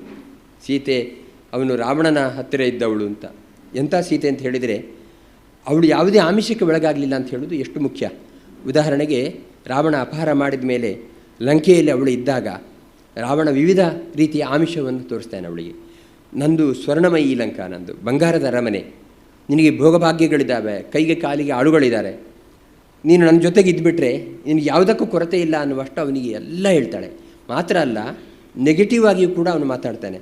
ನೋಡು, ಇದು ಆಳವಾದ ಕಣ್ಣಿಗೆ ದೃಷ್ಟಿ ಎಷ್ಟು ದೂರಕ್ಕೆ ಹೋಗುತ್ತೋ ಅಷ್ಟು ದೂರಕ್ಕೂ ನೀರೇ ಕಾಣಿಸುತ್ತೆ ಹೊರತು ಒಂದು ಭೂಮಿಯ ಒಂದು ಕಿಂಚಿತ್ ಭಾಗವೂ ಕಾಣಿಸದಷ್ಟು ವಿಶಾಲವಾದ ಸಮುದ್ರ ನಿನ್ನ ಕಣ್ಣ ಮುಂದೆ ಇದೆ. ಇಲ್ಲಿಗೆ ರಾಮ ಯಾವತ್ತೂ ಬರಲಿಕ್ಕೆ ಸಾಧ್ಯವೇ ಇಲ್ಲ. ಒಂದು ವೇಳೆ ರಾಮ ಒಬ್ಬನೇ ಬಂದರೂ ಕೂಡ ಯುದ್ಧ ಮಾಡಲಿಕ್ಕಾಗಲ್ಲ. ಆದ್ದರಿಂದ ಸೇವನೆಯೇ ಬರಬೇಕು. ಈ ದೀರ್ಘವಾದ ಈ ಸಮುದ್ರವನ್ನು ಹಾರಿಕೊಂಡು ಬರುವ ಸಾಮರ್ಥ್ಯ ಯಾವ ಸೇನೆಗೂ ಇಲ್ಲ, ರಾಮನ ಸೇನೆಗೆ ಇಲ್ಲ. ಹಾಗಾಗಿ ಯಾವತ್ತಿದ್ದರೂ ಕೂಡ ನೀನು ಅಬಲನೆ, ನೀನು ಯಾವತ್ತಾದರೂ ಕೂಡ ನನ್ನ ಮುಂದೆಯೇ ನನ್ನ ವಶಕ್ಕೆ ಬರಬೇಕಷ್ಟೇ ಹೊರತು ನಿನಗೆ ಮುಂದೆ ಭವಿಷ್ಯವೇ ಇಲ್ಲ ಅಂತ ಹೇಳುವಂಥ ಮಾತನ್ನು ಹೇಳಿದಾಗಲೂ ಕೂಡ ಸೀತೆ ಯಾವತ್ತೂ ಕೂಡ ಅವಳ ತನವನ್ನು, ಅವಳ ಪಾತಿವ್ರತವನ್ನು ಬಿಟ್ಟುಕೊಡುವುದಿಲ್ಲ. ಅದಕ್ಕೋಸ್ಕರನೇ ಅಹಲ್ಯ, ದ್ರೌಪದಿ, ಸೀತಾ, ತಾರ, ಮಂಡೋದರಿ ಅಂಥೇಳಿ ಪಂಚಕಂ ನಾಹ ಸ್ಮರೇನ್ನಿತ್ಯಂ ಅಂತ. ನಾಹ ಅಂದರೆ ಮನುಷ್ಯರು, ನಾಹ ನರವು ನರಹ ಅಂತ ಶಬ್ದ. ಮನುಷ್ಯರು ಈ 5 ನೆನಪಿಸ್ಕೊಳ್ಬೇಕು ಅಂತ ಹೇಳ್ತಾರೆ. ಕೆಲವರು ಪಂಚಕನ್ಯಾ ಅಂತ ಹೇಳ್ತಾರೆ. ಅವರು ಕನ್ಯೆಯರಲ್ಲ, ಎಲ್ಲ ಗೃಹಿಣಿಯರೇ ಅವರೆಲ್ಲ, ಈ 5 ಜನ. ಹಾಗಾಗಿ ಪಂಚಕನ್ಯಾ ಸ್ಮರೇನ್ನಿತ್ಯಂ ಅಂತಲ್ಲ, ಪಂಚಕಂ ನಾಹ ಸ್ಮರೇನ್ನಿತ್ಯಂ ಅಂತ. ನಾಹ ಅಂದರೆ ನರರು ಸ್ಮರಿಸಬೇಕು ಅಂತ. ಯಾಕೆ ಅಂದರೆ ಇದೇ ಕಾರಣಕ್ಕೋಸ್ಕರ. ಮಂಡೋದರಿ, ಅಹಲ್ಯೆ ಗೌತಮನ ಶಾಪಕ್ಕೊಳಗಾದರೂ ಕೂಡ ಸಂತೋಷವಾಗಿ ಸ್ವೀಕಾರ ಮಾಡಿ ಕಲ್ಲಾಗಿ ಬಿದ್ದು ರಾಮನ ಪಾದಸ್ಪರ್ಶ ಆಗುವವರೆಗೂ ಕಾದ್ಲವಳು. ದ್ರೌಪದಿ ನಿಮಗೆಲ್ಲ ಗೊತ್ತಿದೆ, ಎಷ್ಟು ಕಷ್ಟಪಟ್ಟಿದ್ದಾಳೆ ಅಂತ ಗೊತ್ತಿದೆ. ಸೀತೆ ಎಂತಹ ಯಾರೂ ಇಲ್ಲದೇ ಇರತಕ್ಕಂಥ ಸ್ಥಳದಲ್ಲಿ, ದೈತ್ಯರೇ ತನ್ನ ಸುತ್ತ ದೈತ್ಯ ಮತ್ತು ರಾಕ್ಷಸರಿಗೆ ತುಂಬಿರತಕ್ಕಂಥ ಸ್ಥಳದಲ್ಲಿ ಯಾವುದೇ ಭರವಸೆಗಳೇ ಇಲ್ಲದಿದ್ದಾಗಲೂ ಕೂಡ ತನ್ನವನ್ನು ಕಾಯ್ದುಕೊಂಡವಳು. ಆದ್ದರಿಂದ ಇಂಥ ಮಂದಿಗೆ ನಮಸ್ಕಾರ ಮಾಡಬೇಕು ಬೆಳಿಗ್ಗೆ ಅಂತ ಹೇಳ್ತಾರೆ, ಸ್ಮರಣೆ ಮಾಡಬೇಕು ಅಂತ. ಆ ರೀತಿ ಸೀತೆಗೆ ಯಾವುದೇ ಆಮಿಷಕ್ಕೆ ಒಳಗಾಗದೆ, ಯಾವುದೇ ಭವಿಷ್ಯ ಇಲ್ಲ ಅಂತ ಅವನು ಬಗೆಬಗೆ ಹೇಳಿದರೂ ಕೂಡ ಯಾವುದೇ ರೀತಿಯ ಆಮಿಷಕ್ಕೆ ಒಳಗಾಗದೆ ತನ್ನ ಪಾತಿವ್ರತವನ್ನು ಉಳಿಸಿಕೊಂಡ ಮಹಾಮಾತೆ ಸೀತೆ. ಅಂತಹ ಸೀತೆಯನ್ನು ಹುಡುಕಾಡಲಿಕ್ಕೋಸ್ಕರ ರಾಮ ಹೋದ. ಸೀತೆಯನ್ನು ಹುಡುಕಿ ತಂದ ಮೇಲೆ ಅಯೋಧ್ಯೆಯ ಬೀದಿಯಲ್ಲಿ ಜನರು ಅಪಪ್ರಚಾರ ಮಾಡಿದರು. ಯಾವುದೋ ಒಂದು ರಾವಣನ ವಶದಲ್ಲಿರತಕ್ಕಂಥ ಹೆಣ್ಣುಮಗಳನ್ನು ಯಾವುದೇ ಹಿಂದೆ ಮುಂದೆ ನೋಡಿದೆ ರಾಮ ಅವಳನ್ನು ಇಟ್ಕೊಂಡಿದ್ದಾನೆ ಅಂತ ಹೇಳುವಂಥ ಕೆಟ್ಟ ಮಾತನ್ನಾಡಿದಾಗಲೂ ಕೂಡ ರಾಮ ತನ್ನ ವ್ಯಕ್ತಿತ್ವ ಪ್ರಜೆಗಳಿಗೆ ಮಾರ್ಗದರ್ಶಿ ಆಗಬೇಕು. ಯಥಾ ರಾಜ ತಥಾ ಪ್ರಜಾ. ಆದ್ದರಿಂದ ನನ್ನನ್ನು ಒಂದು ವೇಳೆ ಜನಗಳು ತಪ್ಪು ತಿಳ್ಕೊಂಡಿದ್ದರೆ ಅದನ್ನೇ ಅನುಸರಿಸಿಕೊಂಡು ಪ್ರಜೆಗಳೆಲ್ಲ ಅವನೇ ಮಾಡಿದ, ನಾವು ಯಾಕೆ ಮಾಡಬಾರ್ದು ಅಂತ ಈ ರೀತಿಯ ಅವ್ಯವಸ್ಥೆ ಆಗಬಾರ್ದು ಎಂಬ ಕಾರಣಕ್ಕೆ ತುಂಬ ಗರ್ಭಿಣಿಯಾದ ಸೀತೆಯನ್ನು ಕೂಡ ಕಾಡಿಗೆ ಕಳಿಸಿದ್ದಾನೆ ಅಂತ ಹೇಳಿದರೆ, ರಾಮ ಈ ಇಕ್ಷ್ವಾಕು ವಂಶದ ಮರ್ಯಾದೆಗೋಸ್ಕರ, ಸೂರ್ಯವಂಶದ ಕೀರ್ತಿಗೋಸ್ಕರ ಎಷ್ಟು ತ್ಯಾಗ ಮಾಡಿದ್ದಾನೆ ಮತ್ತು ಪ್ರಜೆಗಳು ಎಷ್ಟು ಮುಖ್ಯವಾಗಿತ್ತು ಅವನಿಗೆ ಅಂತ ಗೊತ್ತಾಗುವಂಥ ಒಂದು ವ್ಯಕ್ತಿತ್ವ, ಧೀರೋದಾತ್ತವಾದ ವ್ಯಕ್ತಿತ್ವ ರಾಮನದ್ದಾದ್ದರಿಂದ ರಾಮವನ್ನು ಮರ್ಯಾದಾ ಪುರುಷೋತ್ತಮ ಅಂತ ಅವನನ್ನು ಕರೀತಾರೆ. ಇನ್ನು ಭಗವದ್ಗೀತೆ, ಅದು ಒಬ್ಬ ಮನುಷ್ಯ ಮಾನಸಿಕ ದೌರ್ಬಲ್ಯಕ್ಕೊಳಗಾದಾಗ ಯಾವ ರೀತಿ ಆಗ್ತಾನೆ ಅಂತ ಹೇಳುವುದಕ್ಕೆ ಅರ್ಜುನ ಉದಾಹರಣೆ. ಅವನು ಈ ಹಿಂದೆ ಅದೆಷ್ಟೋ ಯುದ್ಧ ಮಾಡಿದವನು, ಅವನ ಗಾಂಡೀವ, ಅವನ ಧನುಸ್ಸು ಅದೆಷ್ಟು ಸಮರ್ಥವಾಗಿತ್ತು ಅಂತ ಹೇಳಿದರೆ ಅದರ ಧ್ವನಿಯನ್ನು ಕೇಳಲಿಕ್ಕೂ ಯಾರಿಗೂ ಸಾಧ್ಯ ಇಲ್ಲ, ಅದರ ಮುಂದೆ ಬರೋದು ಸಾಧ್ಯ ಇಲ್ಲ. ಅಂತಹ ಅರ್ಜುನ ಅವನಿಗೆ ಯಾವುದೋ ಒಂದು ಕ್ಷಣದಲ್ಲಿ ಅಹಂಕಾರ ಬಂದು ಸೇನೆಯವರುಭಯವರ ಮಧ್ಯೆ ರಥಂ ಸ್ಥಾಪಯ ಮೇಚ್ಯುತ ಅಂತ ಹೇಳುವಂಥ ಮಾತನ್ನು ಹೇಳಿದ. ಕೃಷ್ಣ ಒಬ್ಬ ಸಾರಥಿ ನನಗೆ ಅಷ್ಟೇ, ಅವನೇನು ದೊಡ್ಡ ದೇವರು ಅಂತ ಹೇಳುವಂಥ ಮರ್ತೇ ಬಿಟ್ಟ. ಅವನೊಬ್ಬ ರಥಿಕ ಆದ್ದರಿಂದ ನನ್ನ ರಥವನ್ನು ಅವನು ಎಲ್ಲಿ ಬೇಕಾದರೆ ನಿಲ್ಲಿಸಬೇಕಾದ ಅವನ ಕೆಲಸ ಒಂದು ಅಂತ ಹೇಳ್ಕೊಂಡು ಅವನು ಒಂದು ಲಘುವಾಗಿ ಮಾತಾಡಿ 2 ಸೇನೆಗಳ ಮಧ್ಯದಲ್ಲಿ ನಾನು ರಥವನ್ನು ನಿಲ್ಲಿಸು ಅಂತ ಹೇಳಿದಾಗ ಕೃಷ್ಣ ಎಷ್ಟು ಬುದ್ಧಿವಂತ ಅಂತ ಹೇಳಿದರೆ, ಅತಿ ದೀರ್ಘವಾದ ಸೇನೆ ಆದ್ದರಿಂದ ಅಲ್ಲಿ 2 ಗುಂಪು ಅಂತ ಹೇಳಿದರೆ 2 ಗುಂಪಲ್ಲ, ಶತ್ರು ಮಿತ್ರ ಇದು ವೈರಿಗಳದ್ದು 2 ಗುಂಪಿದ್ದದಲ್ಲ, ಮತ್ತು ಅಲ್ಲಲ್ಲಿ ಜೋಡಿಸಿಬಿಟ್ಟಿದ್ರು. ಯಾಕಂದರೆ ಲಕ್ಷಾಂತರ 50 ಲಕ್ಷಕ್ಕಿಂತ ಹೆಚ್ಚು ಸೈನಿಕರು ಇರಬೇಕಾದ್ರೆ ಎಲ್ಲೇ ಒಂದು ಕಡೆ ಜೋಡಿಸ್ಲಿಕ್ಕಾಗಲ್ಲ ಅವರನ್ನು. ಅಲ್ಲಲ್ಲಲ್ಲಿ ಅವರದ್ದು ಸೇನೆ ತೂಕಡೆ ಇತ್ತು. ಅದರಲ್ಲಿ ಎಲ್ಲಿ ನಿಲ್ಲಿಸಿದರೆ ಅರ್ಜುನನಿಗೆ ಬುದ್ಧಿ ಕಲಿಸ್ಬೋದು ಅಂತ ಹೇಳಿ ನೋಡ್ತೀನಿ, ಅಲ್ಲೇ ನಿಲ್ಲಿಸಿಬಿಟ್ಟ ಕೃಷ್ಣ. 2 ಸೇನೆಗಳ ಮಧ್ಯದಲ್ಲಿ ಬೇಕಾದಷ್ಟು ಜಾಗ ಇತ್ತು, ಬೇರೆ ಬೇರೆ ಕಡೆ ಜಾಗ ಇತ್ತು. ಅಲ್ಲಿ ಎಲ್ಲಿಯೂ ನಿಲ್ಲಿಸದೆ ಎಲ್ಲಿ ಭೀಷ್ಮಾದಿಗಳು, ಕೌರವರು ಇವರೆಲ್ಲ ಎಲ್ಲಿ ಸೇರಿಕೊಂಡಿದ್ರು ಅಲ್ಲಿಗೆ ಹೋಗಿ ನಿಲ್ಲಿಸ್ತಾನೆ. ನಿಲ್ಲಿಸಿಬಿಟ್ಟು ನಾನು ಕೆಲಸ ಮಾಡಿದ್ದೇನೆ ಅಂತ ಹೇಳಿದಾಗ ಮುಂದೆ ನೋಡ್ತಾನೆ ಅರ್ಜುನನಿಗೆ ವಿಚಿತ್ರವಾಗಿರತಕ್ಕಂತಹ ಒಂದು ಸನ್ನಿವೇಶ ಎದುರಾಯಿತು. ಅವನು ಹೇಳ್ತಾನೆ, ನನಗೆ ಯುದ್ಧ ಮಾಡೋಕ್ಕಾಗಲ್ಲ, ಕೈ ನಡುಗ್ತಾ ಇದೆ, ಮೈ ಬೆವರ್ತಾ ಇದೆ, ನಾನು ಯುದ್ಧ ಮಾಡಲ್ಲ ಅಂತ. ಅದಕ್ಕೆ ಬೇಕಾದಷ್ಟು ಸಮರ್ಥನೆ ಕೊಡ್ತಾನೆ. ಈ ಯುದ್ಧ ಮಾಡಿದರೆ ಲಕ್ಷಾಂತರ ಮಂದಿ ಸಾಯ್ತಾರೆ, ಗಂಡಸರು ಯುದ್ಧಕ್ಕೆ ಬರ್ತಾರೆ ಸಾಯ್ತಾರೆ, ಹೆಣ್ಣುಮಕ್ಕಳು ಅಬಲೆಯರಾಗ್ತಾರೆ, ಅಥವಾ ಅವರನ್ನು ಮದುವೆ ಆಗುವಂಥವರು ಇನ್ಯಾರೂ ಆಗಿಬಿಡ್ತಾರೆ, ಸಾಂಕರ್ಯ ಉಂಟಾಗುತ್ತೆ. ಮಾತ್ರ ಅಲ್ಲ, ಮಕ್ಕಳಿಲ್ಲದಿದ್ದರೆ ಸತ್ತವರಿಗೆ ಪಿಂಡ ಪ್ರದಾನ ಇಲ್ಲ, ಲುಪ್ತ ಪಿಂಡೋದಕ ಕ್ರಿಯಾ, ಪಿಂಡ ಪ್ರದಾನ ಇಲ್ಲದಿದ್ದರೆ ಅವರು ನರಕಕ್ಕೆ ಹೋಗ್ತಾರೆ. ಒಂದು ಯುದ್ಧದಿಂದ ಎಷ್ಟೊಂದು ಅನರ್ಥ ಆಗುತ್ತೆ. ಅದರ ಬದಲಿಗೆ ಆರಾಮ ಕಾಡಿಗೆ ಹೋಗಿ ಕೂತ್ಬಿಟ್ರೆ ಯಾಕೋಸ್ಕರ ಅವ್ರ ಜೊತೆಗೆ ಹೊಡೆದಾಡ್ಕೊಳ್ಬೇಕು? ಹೇಗಿದ್ದರೂ ಅವರೇನು ನಮಗೆ ರಾಜ್ಯವನ್ನು ಕೊಡುವಂಥ ಯೋಚನೆ ಇಲ್ಲ, ಆದ್ದರಿಂದ ಬೇಡ ಅಂತ ಹೇಳುವಂಥ ಮನುಷ್ಯ. ಹಾಗಾಗಿ ಇಂಥ ಒಂದು ವಿಕ್ಷಿಪ್ತವಾದ ಸನ್ನಿವೇಶಕ್ಕೆ, ಮಾನಸಿಕ ಸ್ಥಿತಿಗೆ ಒಳಗಾದಾಗ ಕೃಷ್ಣ ಉಪದೇಶ ಮಾಡಬೇಕಾದ ಪ್ರಸಂಗ ಬಂತು. ಅವನು ನೇರವಾಗಿ ಇವನ ಪ್ರಶ್ನೆಗೆಲ್ಲ ಉತ್ತರ ಕೊಡೋಕ್ಕೆ ಹೋಗಲ್ಲ. ಅವನು ಹೇಳುವುದೇನು ಅಂತ ಹೇಳಿದರೆ ವ್ಯಾಮೋಹವನ್ನು ಬಿಡಬೇಕು ಅಂತ ಹೇಳುವುದು ಅವನು. ಯಾಕೆಂದರೆ ಮಯೈತೆ ನಿಹತಾಹ ಅಂತ ಪೂರ್ವಮೇವ ಅಂತ, ನನ್ನಿಂದ ಇವರು ಮೊದಲೇ ಸತ್ತುಬಿಟ್ಟಿದ್ದಾರೆ, ನೀನೊಬ್ಬ ನೆಪ ಮಾತ್ರ ಅಂತ, ನೀನೊಬ್ಬ ಇನ್ಸ್ಟ್ರೂಮೆಂಟ್, ಸಾಯಿಸುವ ನಾನೇ ಅಂತ ಹೇಳಿದ. ಹೀಗೆ ಬೇರೆ ಬೇರೆ ರೀತಿಯಲ್ಲಿ ಹೇಳಿದಾಗ ಅದಕ್ಕೆ ಬೇರೆ ಸಮರ್ಥನೆ ಕೊಡ್ತಾನೆ ಅರ್ಜುನ. ಈ ನನಗೆ ಪಾಠ ಹೇಳಿದ ಗುರುಗಳು ದ್ರೋಣರಿದ್ದಾರೆ, ಭೀಷ್ಮರಿದ್ದಾರೆ, ಇಂಥ ಅನೇಕ ಮಂದಿ ನನ್ನ ಮುಂದೆ ಇದ್ದಾಗ ನಾನು ಅವರಿಗೆ ಬಾಣ ಪ್ರಯೋಗ ಮಾಡಿ ಅವರನ್ನು ಸಾಯಿಸಿಬಿಟ್ಟು ಅವರ ಹೆಣದ ರಾಶಿಯ ಮೇಲೆ ಒಂದು ಸೌಂದರ್ಯಪೂರ್ಣವಾದ ಸಿಂಹಾಸನವನ್ನು ಕಟ್ತೇನೆ ಅಂತ ಹೇಳಿಬಿಟ್ರೆ ಅದು ಎಂಥದ್ದು ಅದರಲ್ಲಿ ಸುಖ ಸಿಗುತ್ತೆ? ಯಾಕೆಂದರೆ ಯಾವನೇ ಆಗಲಿ ಒಬ್ಬ ವ್ಯಕ್ತಿ ಅವನೊಂದು ಉನ್ನತ ಸ್ಥಾನ ಸೇರಿದಾಗ ಅನುಭವಿಸಲಿಕ್ಕೆ ತನ್ನ ಸುತ್ತಮುತ್ತ ಬಂಧು ಬಾಂಧವರಿದ್ದು ಅವರು ಹೊಗಳಬೇಕು, ಅವರು ಖುಷಿ ಪಡಬೇಕು. ಆವಾಗಲೇ ಅದರ ಸುಖ ಯಾವುದ್ರದ್ದು ಅಧಿಕಾರದ ಸುಖ. ಅದು ಬಿಟ್ಟು ಎಲ್ಲರನ್ನು ಸಂಹಾರ ಮಾಡಿ ಅವರ ನೆತ್ತರಿನ ಮೇಲೆ ಸಾಮ್ರಾಜ್ಯವನ್ನು ಕಟ್ಟು ಏಕಾಗಿ ನಾನು ಒಬ್ಬನೇ ಅನುಭವಿಸಬೇಕು ಅಂದರೆ ಅದು ಅನುಭವನೇ ಅಲ್ಲ ಅಂತ ಹೇಳ್ತಾನೆ.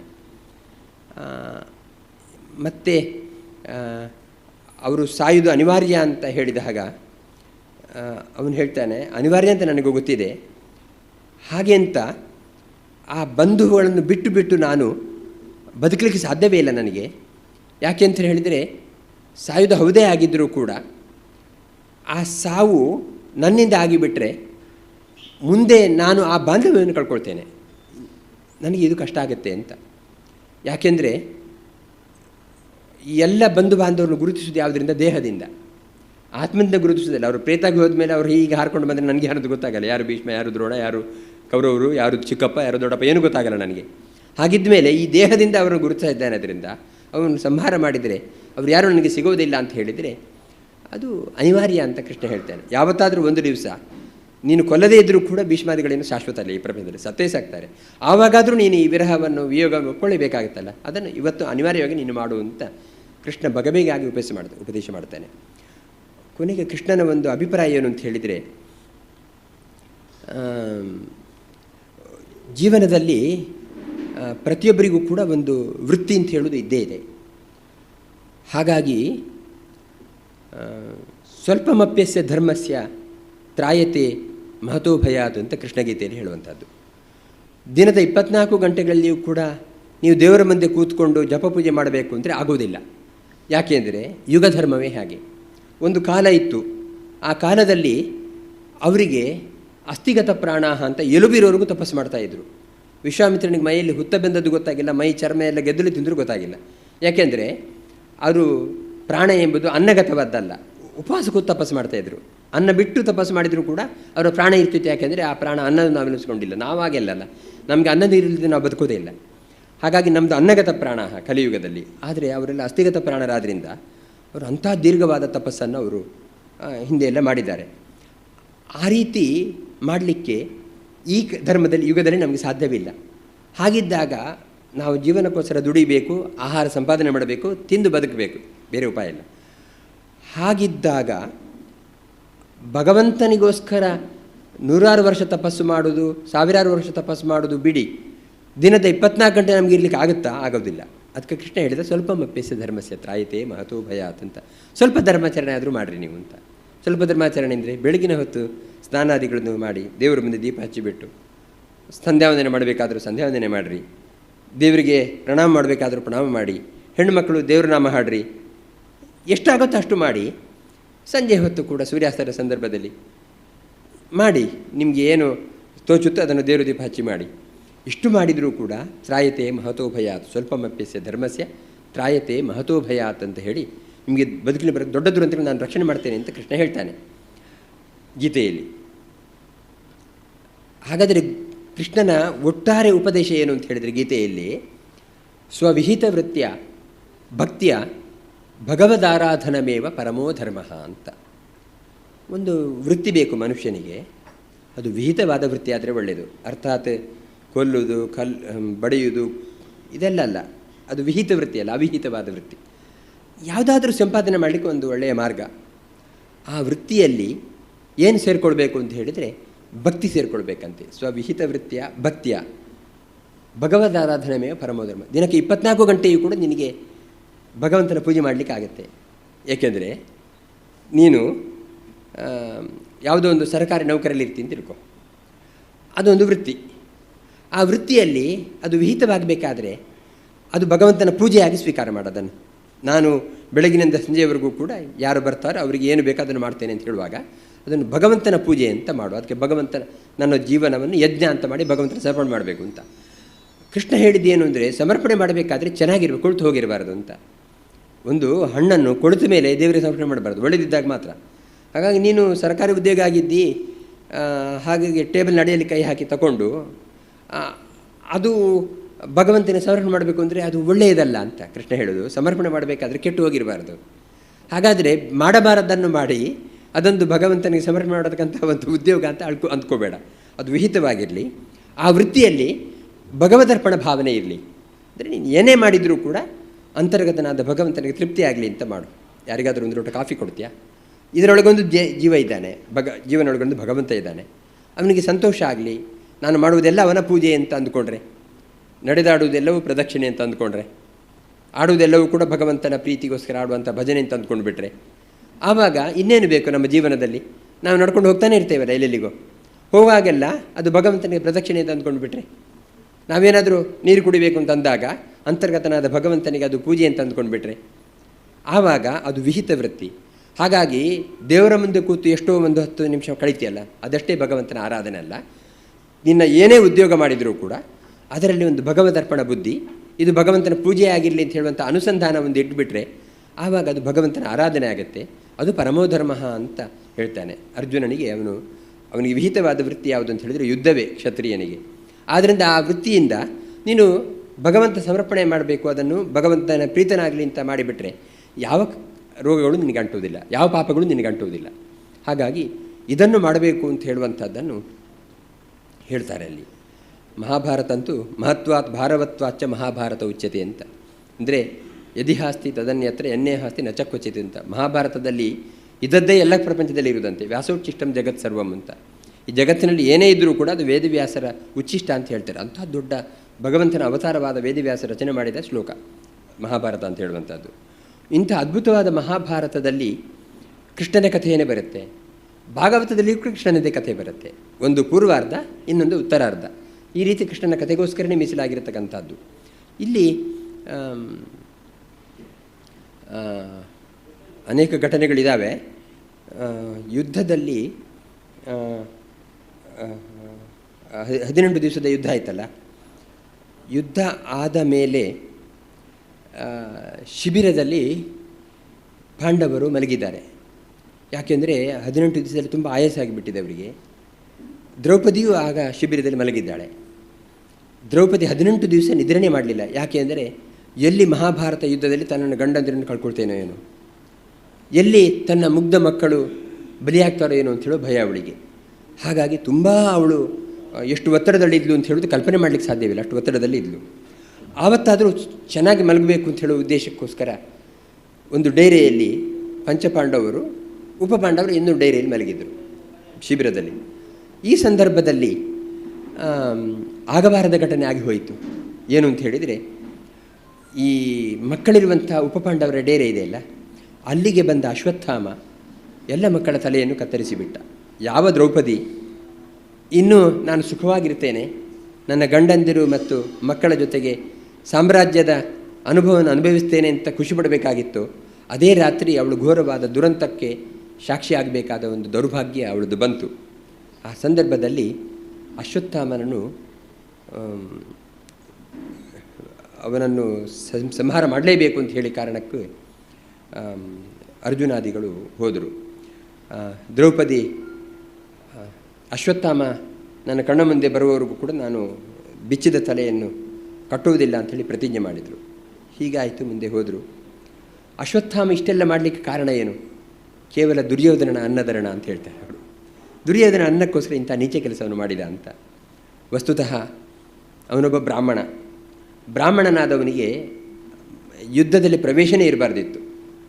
ದ್ರೋಣ, ಅಶ್ವತ್ಥಾಮ, ಕೃಪ 3 ಮಂದಿ ಮಾತ್ರ ಬ್ರಾಹ್ಮಣರು ಮಹಾಭಾರತದಲ್ಲಿ ಜೋಡಿಸ್ಕೊಂಡದ್ದು. ಮತ್ತೆಲ್ಲ ಕ್ಷತ್ರಿಯರೇ ಇದ್ದದ್ದು. ಕ್ಷತ್ರಿಯೋಚಿತವಾದದಲ್ಲಿ ಬ್ರಾಹ್ಮಣರು ಯಾಕೆ ಹೋದರು ಅಂತ ಹೇಳೋದೇ ಭಾಳ ದೊಡ್ಡ ಪ್ರಶ್ನೆ. ಹೋದ ಮೇಲೆ ಹೋಗಲೇಬೇಕಾದ ಅನಿವಾರ್ಯತೆ ಬಂತು. ಯಾಕೆಂದರೆ ತಿಂದದ್ದು ಅನ್ನ ದ್ರೋಣನದ್ದು ಅಲ್ಲ, ದುರ್ಯೋಧನನದ್ದು. ಅನ್ನದ ಋಣಕ್ಕೋಸ್ಕರ ಹೋದರು. ಮಾತ್ರ ಅಲ್ಲ, ದ್ರೋಣರು ಎಷ್ಟು ದೊಡ್ಡ ಆಚಾರ್ಯರು ಅಂತ ಹೇಳಿದರೆ ಎಲ್ಲ ಪಾಂಡವರಿಗೆಲ್ಲ ಕೌರವರಿಗೆಲ್ಲ ಶಸ್ತ್ರ ಯುದ್ಧವನ್ನು ಕಲಿಸಿಕೊಟ್ಟೇ ಇರೋವ್ರ ಮೇಲೆ ಗೊತ್ತಾಗುತ್ತೆ ನಿಮಗೆ ಎಷ್ಟು ದೊಡ್ಡವರು ಅಂತ. ಹಾಗಾಗಿ ಹೋಗಬೇಕಾಯಿತು. ಹೋಗಬೇಕಾದ ಸಂದರ್ಭದಲ್ಲಿ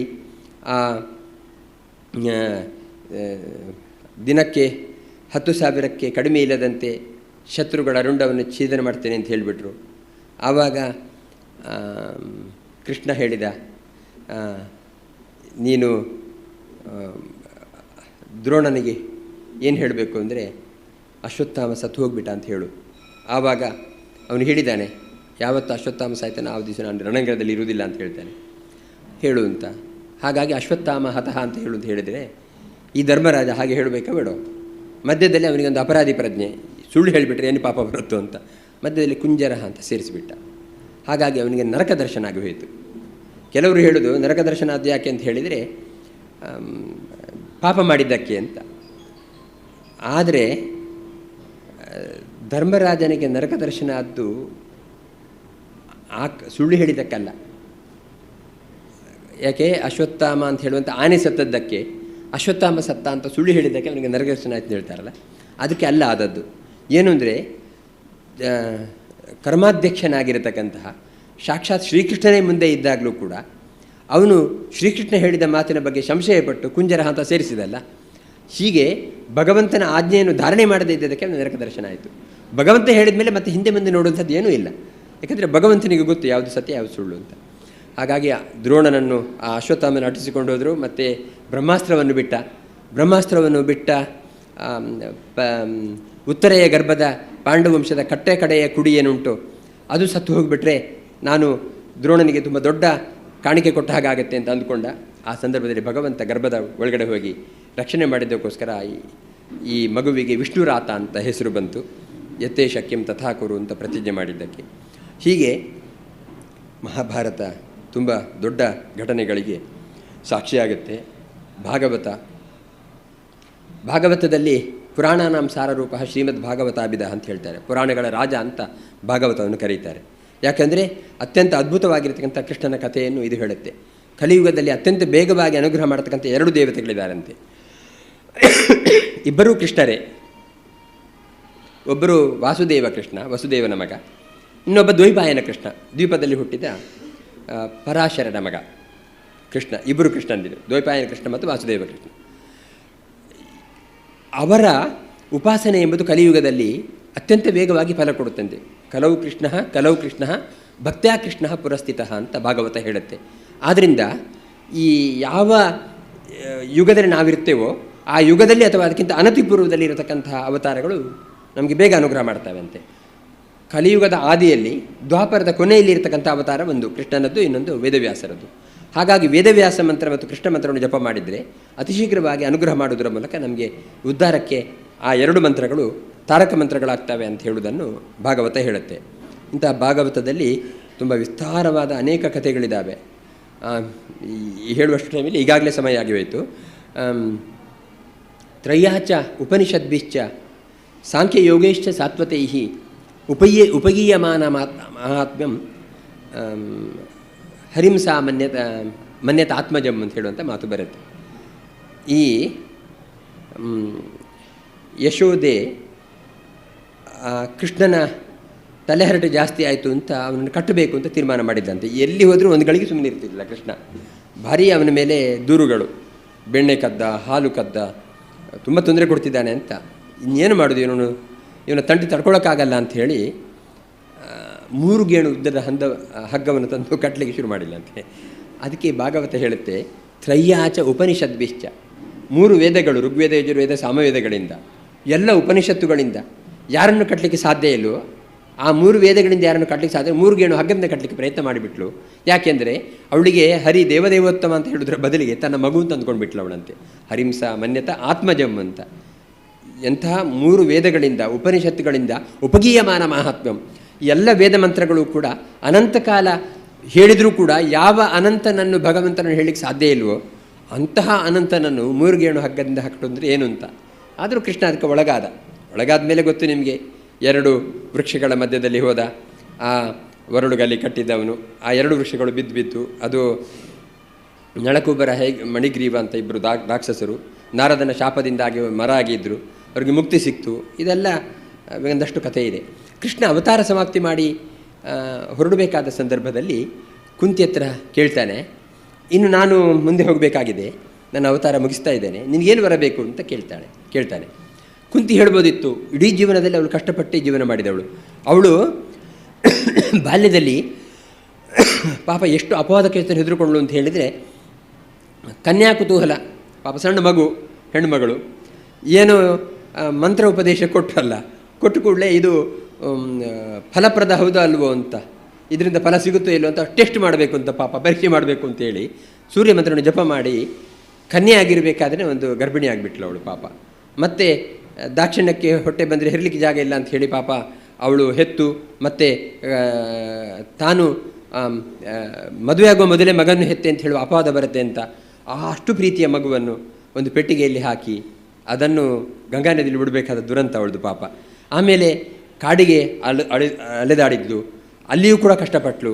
ಮಕ್ಕಳನ್ನು ಕ್ಷಣದಲ್ಲಿ ಕಾಪಾಡೋದು ಹೇಗೆ ಅಂತ, ಮತ್ತು ಗಂಡಂದರಿಂದ ಮಕ್ಕಳದಾದಾಗ ದೇವತೆಗಳಿಂದ ಮಕ್ಕಳನ್ನು ಪಡೆಯಬೇಕಾದಾಗ ದುರ್ಯೋಧನ ಹೇಳ್ತಾನೆ, ಇವರಿಗೆ ಸಾಮ್ರಾಜ್ಯ ಪ್ರವೇಶ ಇಲ್ಲ, ಯಾಕೆಂದರೆ ನಮ್ಮದು ಶುದ್ಧ ತಳಿ, ನಮ್ಮದು ಕುರುವಂಶ, ಇವರು ಇನ್ಯಾವುದೋ ವಂಶಕ್ಕೆ ಹುಟ್ಟಿದ ಮಕ್ಕಳನ್ನು ಪಡೆದಿದ್ದಾಳೆ ಕುಂತಿಯಾದ್ರಿಂದ ಇವಳು ಆಶ್ರಮಕ್ಕೆ ಪ್ರವೇಶನೇ ಮಾಡಬಾರ್ದು ಸಾಮ್ರಾಜ್ಯಕ್ಕೆ ಅಂತ ಹೇಳಿದಾಗ, ಮತ್ತು ವೇದವ್ಯಾಸರು ಬಯಸಿಕೊಂಡು ಮತ್ತು ಇಷ್ಟಪಡದ ಸಂದರ್ಭದಲ್ಲಿಯೂ ಕೂಡ ಅವರನ್ನು ಒಳಗೆ ಸೇರಿಸಿಕೊಂಡ ಮೇಲೆ ದುರ್ಯೋಧನ ಕ್ಷಣದಲ್ಲಿ ಕೂಡ ಸಾಯಿಸಬೇಕು ಅಂತ ಅವರಿಗೆ ತುಂಬ ಪ್ರಯತ್ನ ಮಾಡಿದ. ಈ ಎಲ್ಲ ಸಂದರ್ಭದಲ್ಲಿಯೂ ಕೂಡ ಕುಂತಿ ಎಷ್ಟು ಒದ್ದಾಡಿದಾಳೆ ಅಂತ ಹೇಳೋದು ಅವಳಿಗೆ ಗೊತ್ತು. ಮಕ್ಕಳನ್ನು ಉಳಿಸ್ಕೊಳ್ಳಿಕ್ಕೆ ಅರಗಿನ ಮನೆಯಲ್ಲಿ ಸಾಯಿಸಬೇಕಾದ ಪ್ರಸಂಗ ಬಂತು. ಎಂತೆಂಥ ಕಷ್ಟಪಟ್ಟಿದ್ದಾಳೆ ಕುಂತಿ ಅಂತ ಹೇಳಿದರೆ, ಪ್ರಪಂಚದ ಯಾವುದೇ ಹೆಣ್ಣು ಮಗಳು ಕೂಡ ಇಷ್ಟು ಕಷ್ಟಪಡಲಿಕ್ಕಿಲ್ಲ. ಅಂಥ ಇಡೀ ಜೀವನವನ್ನು ಕಷ್ಟದಲ್ಲಿ ಕಳೆದ ಕುಂತಿ ಕೊನೆ ಗಳಿಗೆಯಲ್ಲಿ ಕೃಷ್ಣ ವರ ಕೇಳಿದಾಗ, ಇಂದು ಒಂದು ದೊಡ್ಡ ಕೇರಳ ರಾಜ್ಯ ಲಾಟ್ರಿ ಬಂತು ಅಂತ ಹೇಳಿ ಖುಷಿಯಲ್ಲಿ ಏನೇನೋ ಕೇಳ್ಬೋದಿತ್ತಲ್ಲ, ದೊಡ್ಡ ಅರಮನೆ ಕೊಡು, ಅದು ಕೊಡು, ಇದು ಕೊಡು ಅಂತ. ಅದರ ಬದಲಿಗೆ ವಿಪದಸ್ಸಂತು ನ ಶಾಶ್ವತ ತತ್ರ ಜಗತ್ಪತೆ, ನನಗೆ ಆಗಾಗಿ ಆಪತ್ತು ಕೊಡ್ತಾ ಇರು ಅಂತ ಕೇಳ್ತಾರೆ. ಯಾರಾದರೂ ಕೇಳ್ತಾರಾ? ಕೇಳಿದ್ಲಿ ಇವಳು. ಅದಕ್ಕೇನು ಕಾರಣ ಅಂತ ಹೇಳಿದರೆ, ಒಂದು ವೇಳೆ ನಾನು ಸುಖ ಸಾಮ್ರಾಜ್ಯದಲ್ಲಿ ತೇಲಿಬಿಟ್ರೆ ಇನ್ನು ಎಷ್ಟು ಜನ್ಮ ಪಡಿಬೇಕು ನಾನು, ಯಾಕೆಂದರೆ ನಿನ್ನ ನೆನಪಾಗಿರೋದಿಲ್ಲ, ನಿನ್ನ ಧ್ಯಾನ ಉಪಾಸನೆ ಮಾಡೋಕ್ಕಾಗಲ್ಲ. ಆದ್ದರಿಂದ ಸುಖ ಸಾಮ್ರಾಜ್ಯದಲ್ಲಿ ತೇಲಿಬಿಟ್ಟು ಮತ್ತೆ ಮೋಕ್ಷಕ್ಕೆ ಹೋಗ್ಲಿಕ್ಕೆ ಇನ್ನೊಂದು ಜನ್ಮ ಪಡಿಬೇಕು. ಯಾಕೆಂದರೆ ನಾವು ಪುಣ್ಯದಲ್ಲಿ 2 ಬಗೆ ಇದೆ, ಒಂದು ಅನಿಷ್ಟ ಪುಣ್ಯ, ಇನ್ನೊಂದು ಇಷ್ಟ ಪುಣ್ಯ ಅಂತ. ಅನಿಷ್ಟ ಪುಣ್ಯ ಅಂತ ಹೇಳಿದರೆ ಒಳ್ಳೆಯ ಕೆಲಸ ಮಾಡೋದು, ಬಂದ ಪುಣ್ಯ ಅದು ಒಳ್ಳೆಯದಕ್ಕೆ ಉಪಯೋಗ ಆಗೋದಿಲ್ಲ. ಅಂದರೆ ಒಂದು ಸುದರ್ಶನ ಹೋಮ ಮಾಡೋದು, ಯಾಕೆ ನನ್ನ ಮನೆಗೆ ರಕ್ಷಣೆ ಕೊಡು ಅಂತಲ್ಲ, ಪಕ್ಕದ ಮನೆಯನ್ನು ಕಾರು ತೊಗೊಂಡಿದ್ದಾನೆ ಅದು ಕಣಿಗೆ ಬಿದ್ದು ಹೋಗಲಿ ಅಂತ, ಈ ಒಳ್ಳೆ ಕೆಲಸ ಮಾಡೋದು. ಆದರೆ ಪುಣ್ಯ ಮಾತ್ರ ಅದು ಅನಿಷ್ಟ ಪುಣ್ಯ, ಇಷ್ಟ ಪುಣ್ಯ ಅಲ್ಲ. ಇನ್ನು ಕೆಲವು ಇದೆ, ಒಂದು ಊರಿಗೆ ಒಂದು ಎಡ್ಡತ್ತು ಕೆರೆ ತೋಡಿಸೋದು, ಆಮೇಲೆ ಒಂದು ದೊಡ್ಡ ಯಾಗ ಮಾಡೋದು, ಮಾಡಿ ಕೆರೆ ತೋಡಿಸಿದ್ರೆ ಏನಾಗುತ್ತೆ, ಊರಿನ ಎಲ್ಲ ಪ್ರಾಣಿಗಳು ಪಕ್ಷಿಗಳು ಬಂದು ಅಲ್ಲಿ ನೀರು ಕುಡಿತವೆ. ಎಷ್ಟು ಪುಣ್ಯದ ಕೆಲಸ, ಅವನಿಗೇನು ಲಾಭ ಇಲ್ಲ ಅದರಲ್ಲಿ. ಹೀಗೆ ಇದರಿಂದ ಬಂದ ಪುಣ್ಯ ಉಂಟಲ್ಲ, ಇದು ಇಷ್ಟ ಪುಣ್ಯ, ಯಾಕೆಂದರೆ ಮೋಕ್ಷಕ್ಕೆ ಕಾರಣ. ಅನಿಷ್ಟ ಪುಣ್ಯ ಅಂತ ಹೇಳಿದರೆ ಗಾಯತ್ರಿ ಜಪ ಮಾಡೋದು, ಈ ಬೇರೆ ಬೇರೆ ಮಂತ್ರ ಜಪ ಮಾಡೋದು, ಜಪ ಮಾಡಿದ ಮೇಲೆ ಇಂಥವನಿಗೆ ಇಂಥದ್ದಾಗಲಿ ಅಂತ ಬೇಡ್ಕೊಳ್ಳೋದು ದೇವರ ಮುಂದೆ. ಆದ್ದರಿಂದ ಪುಣ್ಯ ಬರುತ್ತೆ, ಆ ಪುಣ್ಯದಿಂದ ಅನಿಷ್ಟನೂ ಆಗುತ್ತೆ. ಈಗ ಬೇರೆಯವರಿಗೆ ಆಗುತ್ತಲ್ಲ, ತನಗೂ ಆಗುತ್ತೆ. ಯಾಕೆ? ಆ ಮಂತ್ರವನ್ನು ದುರ್ವಿನಿಯೋಗ ಮಾಡಿದಕ್ಕೋಸ್ಕರ, ಸದ್ವಿನಿಯೋಗ ಮಾಡದೇ ಇರೋದರಿಂದ. ಈ ರೀತಿ ಕುಂತಿ ಅಂದ್ಕೊಂಡ್ಳು, ನಾನು ಬೇಕಾದ ಸಾಮ್ರಾಜ್ಯವನ್ನು ಮತ್ತೆ ಪಡೆದು ಸಾಯುವ ವಯಸ್ಸಿನಲ್ಲಿ ಅದರಲ್ಲಿ ಒಂದಷ್ಟು ಸುಖವನ್ನು ಅನುಭವಿಸಿ ಭಗವಂತನನ್ನು ಮರೆತು ಬಿಟ್ಟು ನಾನು ಮತ್ತೆ ತಿರ್ಗಾ ಎಷ್ಟೋ ಜನ್ಮ ಪಡಿಬೇಕಲ್ಲ, ಅದು ಬೇಡ ಅಂಥೇಳಿ ತತ್ರ ವಿಪದಸ್ಸಂತು ನನ್ನ ಶಾಶ್ವತೆ, ನನಗೆ ಆಗಾಗ್ಗೆ ಕಷ್ಟ ಕೊಡ್ತಾ ಇರು. ಆವಾಗ ಏನಾಗುತ್ತೆ ಅಂತ ಹೇಳಿದರೆ, ಅಪುನರ್ಭವ ದರ್ಶನಂ, ನಿನ್ನ ನೆನಪಾಗಿ ನಾನು ಮತ್ತೆ ಹುಟ್ಟದ ಜಾಗಕ್ಕೆ ಹೋಗ್ಲಿಕ್ಕೆ ಅವಕಾಶ ಆಗುತ್ತೆ ಅಂತ ಹೇಳಿ ಅವಳು ಕೇಳ್ತಾಳೆ. ಮತ್ತು ಜೊತೆಗೆ ಏನು ಕೇಳ್ಕೊಳ್ತಾಳೆ ಅಂತ ಹೇಳಿದರೆ, ಕಷ್ಟ ಕೊಡೋದ್ರ ಜೊತೆ ಸಹಿಸಿಕೊಡು, ಶಕ್ತಿ ಕೊಡು ಅಂತ. ಅನೇಕ ಮಂದಿ ನಮಗೆಲ್ಲ ಕಷ್ಟ ಬರುತ್ತೆ, ಬಂದಾಗ ನಾವು ಅನೇಕ ಮಂದಿ ಆತ್ಮಹತ್ಯೆಗೆ ಯೋಚನೆ ಮಾಡ್ತೇವೆ, ಯಾಕೆಂದರೆ ಸಹಿಸ್ಕೊಳ್ಳೋಕ್ಕೆ ಆಗಲ್ಲ ಅಂತ. ಅದಕ್ಕೆ ಅವಳು ಹೇಳ್ತಾಳೆ, ಅಂಥ ಯೋಚನೆ ಕೊಡೋದ್ರ ಬದಲಿಗೆ ಸಹಿಸ್ಕೊಳ್ಳೋ ಶಕ್ತಿ ಕೊಟ್ಬಿಡು ಸಾಕು ಅಂತ. ಕಷ್ಟ ಕೊಡು, ಅದನ್ನು ಎದುರಿಸಲಿಕ್ಕಾಗದೆ ಇನ್ಯಾವುದೋ ದಾರಿ ಹಿಡುವುದರ ಬದಲಿಗೆ ಅದನ್ನು ಎದುರಿಸುವ ಶಕ್ತಿಯನ್ನು ಜೊತೆಗೆ ಕೊಡು ಅಂತ ಅಷ್ಟೇ ಕೇಳ್ಕೊಳ್ತಾಳೆ ಹೊರತು ಕಷ್ಟ ಕೊಡಬೇಡ ಅಂತ ಕೇಳ್ಕೊಳ್ಳೋದಿಲ್ಲ. ಇದು ನಮಗೂ ಜೀವನದಲ್ಲಿ ಒಂದು ಪಾಠ. ನಾವು ಯಾವ್ಯಾವುದೋ ಜನ್ಮದಲ್ಲಿ ಮಾಡಬಾರದ ಕರ್ಮವನ್ನು ಮಾಡಿ ಈ ಜನ್ಮದಲ್ಲಿ ಯಾವತ್ತೂ ಸುಖವಾಗಿರಬೇಕು ಅಂತ ಬಯಸ್ತೇವೆ, ಕಷ್ಟ ಬರಬಾರ್ದು ಅಂತ. ಆವಾಗ ಯಾವತ್ತೂ ಕೂಡ ನಾವು ಇನ್ನು ಯಾರಿಗೋ ಯಾವುದೋ ಜನ್ಮದಲ್ಲಿ ಕಷ್ಟ ಕೊಟ್ಟಿದ್ದೇನೆ ಅಂತ ಅಂದ್ಕೊಳ್ಳಲ್ಲ. ಮತ್ತೇನು, ನನಗೆ ದೇವರು ಕಷ್ಟ ಕೊಟ್ಟುಬಿಟ್ಟ, ನಾನು ಇಷ್ಟೆಲ್ಲ ಮಾಡ್ತಿದ್ದೇನೆ ಅಂತ ಅಂದ್ಕೊಳ್ತೇವೆ ಹೊರತು ಜನ್ಮಾಂತರದಲ್ಲಿರುವ ಕರ್ಮದ ಪ್ರತಿಫಲ ಇದು ಅಂತ ನಾವು ಅಂದ್ಕೊಳ್ಳಲ್ಲ. ಅದು ನಾವು ಜೀವನದಲ್ಲಿ ತಿಳ್ಕೊಳ್ಬೇಕಾದ ಸಂಗತಿ. ಆದ್ದರಿಂದ ಭಾಗವತ ಏನು ಹೇಳುತ್ತೆ ಅಂತ ಹೇಳಿದರೆ, ಬೇರೆ ಬೇರೆ ಸಂದರ್ಭದಲ್ಲಿ ನಮ್ಮ ಜೀವನಕ್ಕೆ ಅಮೂಲ್ಯವಾಗಿರತಕ್ಕಂಥ ಅನೇಕ ಸಂಗತಿಗಳನ್ನು ಭಾಗವತ ಹೇಳಿದೆ. ಹೀಗಾಗಿ ರಾಮಾಯಣ, ಮಹಾಭಾರತ, ಭಗವದ್ಗೀತೆ, ಭಾಗವತದ ಬಗ್ಗೆ ನೆನಪಿಡಬೇಕಾದ ವಿಷಯವನ್ನು ಒಂದೆರಡು ಮಾತನಾಡಬೇಕು ಅಂತ ಹೇಳಿದರು.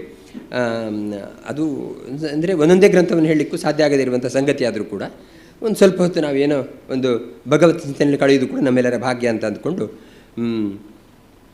ನಮಗೆಲ್ಲರಿಗೂ ಕೂಡ ಭಗವಂತನ ಪೂರ್ಣ ಅನುಗ್ರಹ ಇರಲಿ. ಇನ್ನು ಮುಂದೆ ಈ ವೇದಿಕೆಯಿಂದ